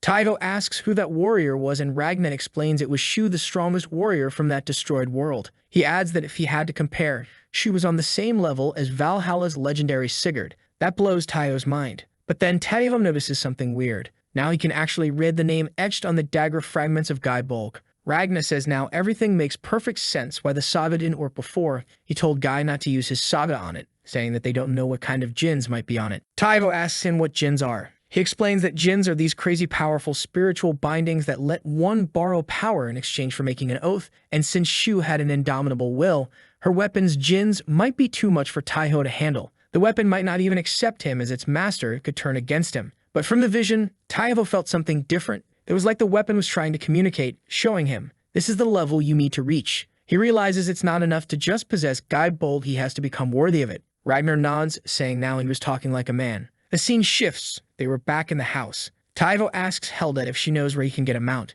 He says that it doesn't need to be something fancy like the other regions, just something to get by. And man, get this. The bastard had chosen this saddle thinking of Ciri. He's thinking that you should never say that out loud because maybe she would even kill him for that. Hela told him that Idun's legion doesn't have a designated mount. Ragnar suggests Taiho could buy a horse in Vanaheim, but then he changes his tone and asks him if he only wants a means of transport, but that won't suit a warrior. He asks him if they should just catch one themselves. There's this place near the border between Valhalla and Olympus that's crawling the griffins. Taiho could capture his own mount there. Hela thinks it's a great idea and decides to come along. They invite Ciri too since she's on leave. In the last battle, Ciri also awakened her divine aura from contact with Taiho, but this Fangirl was in a difficult position since her idol was right in front of her, so she couldn't afford to look weak, but my girl was at her limits. Ragnar had made them maintain their auras for long stretches with no mercy. He decided that it would be enough and told them that they could rest now. He looks out of the window and tells Hela that they should camp for now. They get down on the riverside and roast this juicy steak. Ragnar hands over the meat to everyone. While handing it to Ciri,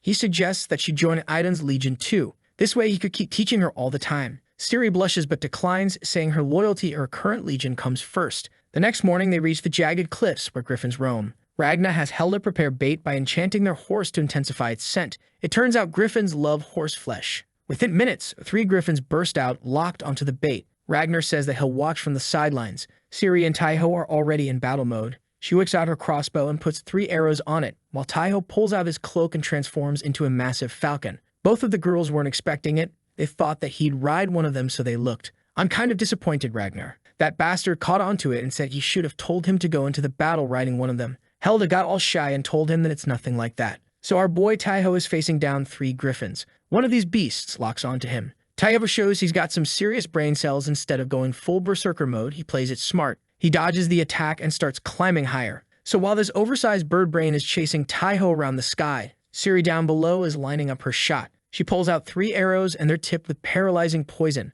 All 3 arrows hit their mark, and just like that, 1 griffin down. But Tia doesn't want these regular flying chickens. He wants the special one. Then we hear it, a roar that probably woke up every creature within a 50-mile radius. The alpha griffin has entered the chat, folks.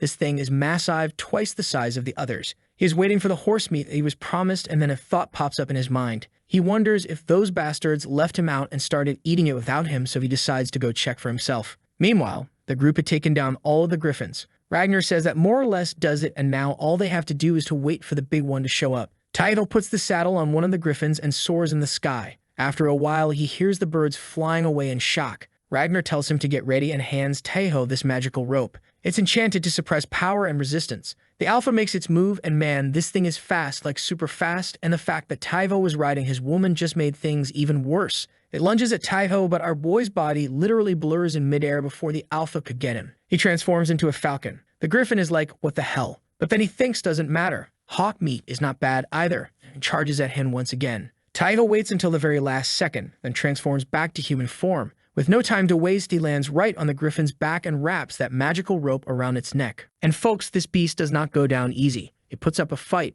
He is thinking, I can't lose to this puny human, but he finds dealing with our boy too much, and Ragnar's rope also starts taking effect. He thinks it's the right time and pulls out the sword. Since his last battle, his synchronization with his character has reached 20% synchronization, and his Saga warrior sword has been upgraded so he activates something called the Blacksmith Saga. His sword literally reshapes itself into a massive hammer. He raises this thing high and strikes the rope with it, tripling the rope's enchantment effects. The griffin somehow resists it for the first time, but now he can't use any strength at all. Taiho uses this opportunity and uses the Dragon Commander Saga, and the griffin is feeling the effect and maybe enjoying it. Bro literally broke the griffin. Down below, everyone is cheering for him. As Taiho gets down with his new flying buddy, he tells everyone that this guy's name was Rollo. When Hela heard something, everyone turned to find out where it was coming from. They saw the emergency signal in the sky. Ragnar said that 2 of them going off at the same time is bad. It meant that the nearby unit was under attack. Hela suggested that they split up, transform into her swan form, and tell Ciri to get on her back before she took off. She told Taiho not to be stupid and to be careful.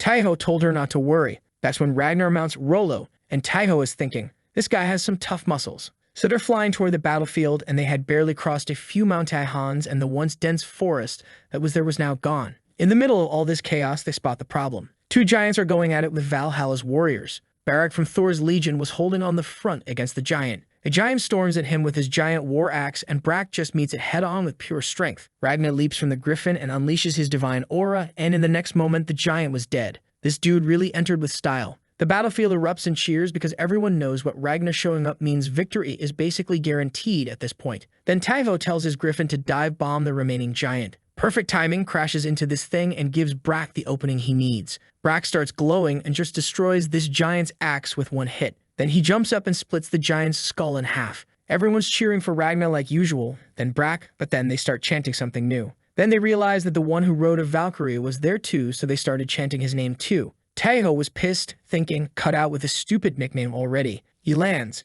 Brak walks over to Taiho with this huge grin and gives him the classic shoulder clap. All the other warriors are gathering around, asking what kind of Valkyrie he rode this time. Poor Taiho has to break it to them that it was just a male griffin, which clearly crushed their dreams of having another epic tale to spread around. But Brak cuts through all the joking, saying there's no time for celebration. Another group needs help, and the war isn't taking a timeout. Ragnar immediately switches to serious mode and demands to know what's going on. Brak explains they found another piece of soul fragment, but right when they were about to grab it, the giants pulled an ambush. The fragment wasn't just sitting there either, it was stuck in the skull of some massive boar that had been powered up by the soul's energy, and this time those bastards actually used their brains, so instead of just charging in, they split into 3 teams. 2 groups kept Valhalla's forces busy while the 3rd team focused on capturing the boar. Time to move out. Ragnar jumps back on the griffin and waves for Brack to hop on, but Brack's like, nah, I got my own ride. He pulls out these tiny bones from his pouch, says some magic words, and the bones start rebuilding themselves into a small ram. Ragnar immediately recognizes it and says Tangoster with serious respect. Barak orders the ram to grow. Then this little ram starts transforming. Brack explains it's some sacred mount from Thor's legion that's been passed down for ages. Ragnar orders the warriors to stay behind and take care of the wounded. They start following the giant's trail. Taivo Tangoster keeps up with the griffin no problem, and Ragnar can't help but comment on how fast this divine goat is moving. A few minutes later, they spot the enemy. The giants succeeded in bringing down the boar, but hadn't gotten their hands on the crystal. Ragnar takes one look at the situation: 4 giants, 100 orcs, and casually says he'll handle the giants alone while everyone else deals with the rest. Then he just charges in. Meanwhile, Helda and Ciri just finished their own fight. Ciri asks her now that they are free, should they head over and help Taiho too. Helda says that Ragnar is with him, so there's nothing to worry about, but then the sky cracks open and a bolt of light tears through the clouds and something massive starts falling. At first it looks like a meteor, but as it gets closer, Helda realizes this isn't some space rock. She immediately knows whatever's in that falling transport is way beyond what she and Ciri can handle. She shifts into her swan form and tells Ciri they need to get back to Taiho ASAP. Back on the main battlefield, the orcs are starting to sweat because Tangoster just came charging through their lines. This ram is trampling everything in sight, and even the toughest orcs are looking at each other and saying, "Yo dude, are we sure about this?" Ragnar yells at Taivo to focus on the boar because time's running out. Taivo spots these mages around the beast doing some seriously dark magic, so he takes his griffin up high and dives down, activating his newest saga called Warrior of the Storm. And man, this guy just turns into a human lightning rod. Electricity's dancing all over his skin, bolts shooting everywhere. The mages get absolutely wrecked. Brack sees what Taiho's doing and decides to join the party. More orcs try to block him, but he activates his own saga and his axe starts spinning, releasing these waves of energy that just obliterate everything around him. Taiho was watching this, thinking Brack is completely unstoppable. Then everything goes to hell. That meteor we saw earlier finally hits, and the impact creates a crater. Through all the dust and smoke, this figure slowly emerges, smiling in that way that makes your skin crawl. With cold eyes, she starts scanning the battlefield. This is hard, one of the 5 generals of the Giant King, and just being in her presence makes everyone freeze up. Nobody moves. Nobody even breathes, except Tangoster, because this guy is a goat. He walks up to her, standing face to face, and even Harad looks a little surprised by this. He tries to punch her, but then Harad just casually erases it from existence with a single blow. Everyone's frozen in disbelief, especially Taiho, who can't even process what he just witnessed. Then Harad turns toward Brack, who's completely paralyzed by her presence. She raises her hand and unleashes this wave of energy. Taiho screams as Brack takes the full hit, but then Harad starts laughing, saying she never expected to see that face again. It was Ragnar blocking the attack. These two know each other, and it's not a happy reunion. Ragnar calmly mentions it's been a long time since she left her fortress. Harad mocks him, saying he barely managed to hold her attack and maybe the great warrior has gone soft. She says it almost makes her want to cry. Ragnar is worried about buying enough time so Taiho and Brack can escape. That's when the boar with the soul fragment suddenly comes back to life, blasting energy everywhere and charges straight at Harad. Ragnar doesn't waste the opening. He yells at Brack to move, but the guy is still stunned from nearly getting vaporized. Then Taiho comes flying in, offering his hand to Ragnar, but he just grabs the dumbstruck Brack and throws him to Taiho, telling him to take him away. Taiho's confused, asking what Ragnar plans to do. Ragnar's aura starts blazing as he simply says, "Watch," because Taiho's about to see what it really means to be legendary. The guy who started in all sailed seas nobody had ever seen and never lost a battle. His name's been whispered through generations for a reason. He's about to witness the kind of battle that happens at the highest levels in the new realm that they will face from now on. We start with Ragnar activating his myth saga, and this isn't just any saga. This is the big one. King of Vikings, Ragnar Lothbrok. The boar is sweating bullets because it knows what's coming. Harad charges her fist with energy and drives it straight into the boar's skull, just completely obliterating this thing from existence. Only the crystal fragment is left. Hera kneels down to grab it, but right before she touches it, her danger sense kicks in. She throws herself to the side just in time. Turning back, she sees Ragnar radiating this storm of energy. And man, she gets this savage grin and charges at him, saying this is the moment she's been waiting for Ragnar's true form, the power that gets her blood pumping. They start trading blows, one punch after the other, and the shockwaves are so intense that even Taiho, who's way back watching from his griffin, can feel it. Herod's thinking that even though Ragnar's gotten weaker, his head would still make the perfect gift for the Giant King. It's only been 10 seconds, but in this brief moment, the blows they're exchanging could kill thousands or tens of thousands. The warriors watching from the sidelines decide to move back even further because things are getting ridiculous. Ragnar knows he's reaching his limit and wants to finish it with one blow. He sidesteps Herod's attack and swings with his sword, but she dodges at the last possible moment. This is bad because she was preparing her own big attack. Her strike barely misses him, but that's exactly what she wanted. She was aiming for the Vikings behind Ragnar. Basically, she's playing dirty, hoping to finish him off while he's busy saving his people. Ragnar throws his body in front of the attack to protect the Vikings. By the end of it, Bro is barely holding on to life. Harald comments that if he just ignored those useless Vikings and focused on the fight, he could have landed a fatal blow on her. Ragnar pulls his sword from the ground, looks at her and says, "Didn't I tell you to run? What are you doing here?" Herod's thinking, has this guy gone mad? That's when she senses something behind her. Our boy Taiho is back and Brack's muttering that he's the son of a god and he'll only be useless once. He jumps off the griffin and activates his Saga, throwing his axe at Herod with the same attack he used to split that giant in two. Hera doesn't even move, she just punches the axe and it breaks into pieces, but that gives Taiho his opening. He launches forward and unleashes Dragon's ancient cannon. Golden energy explodes everywhere. The whole battlefield gets flooded with light, and there's this massive explosion that probably reshaped half the landscape. Someone's calling out Taiho's name as dust and debris go flying everywhere. Moments later, our boy Taiho pushes himself out of the rubble, looking like he went through a blender. His body's completely wrecked and he's gasping for air, saying he poured everything into that strike. Those blue eyes are scanning through the smoke, probably hoping he at least scratched her. But no, Parad steps forward completely untouched. She laughs and says he managed to surprise her. Not bad for a kid, she tells him. And in recognition of that effort, she's now going to fight him with her full power. Oh great, because that's exactly what he needed to hear right now. Taiho's expression tightens and he's breathing heavily, muttering that she didn't even take a scratch. In his mind, he's thinking he's completely screwed. Ragnar steps forward, saying they have to help Taiho.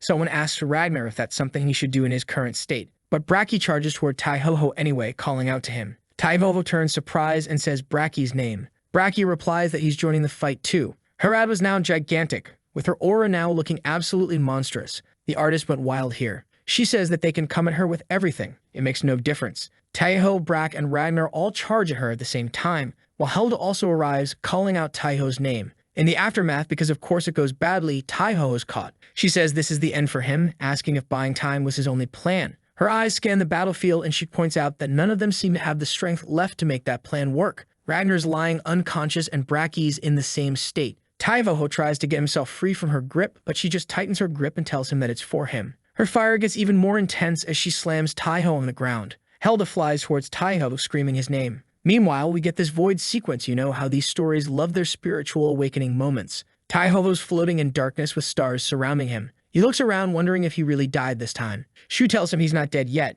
explaining that if he were truly dead, he wouldn't be able to think like this. Back on the battlefield, Helda's still calling his name, crying and begging him not to die. In the void, Taiho recognizes this blue-haired lady and calls her Shu. She confirms it, saying that's right, or more accurately, what's left of him inside Guybelg. She explains that Taiho can think of her as a piece of his soul, and from now on she'll be Taiho's teacher. She tells him that Guybelg chose him, and that's why she's choosing him too, and she'll pass on all of Aryu's secrets to him, telling him to collect all the pieces of Guybelg because that'll guide him. She tells him to find her teacher. Meanwhile, Helda's doing her best to save our boy. She bites the golden apple and feeds it to Taiho, praying it'll work, and it does. Taiho opens his eyes, but Herod walks over to close them just as quickly. The Evault tells her they've already wasted enough time, ordering her to just grab the seed and get out of there already. She leaves half-dead Ragnar behind and walks over to pick up the seed. Taiho stands up and starts walking toward Harad. Helda tells him he shouldn't move right now because if he does, he'll die for sure, and she doesn't want to lose someone as precious as him. He tells her he can't just let Ragnar die, and he has no plan to die either. He then turns, smiles, and tells her he'll come back. He pulls out his dagger and attacks Harad from behind. She just laughs and tells him that nothing he does will change anything while swinging her fist.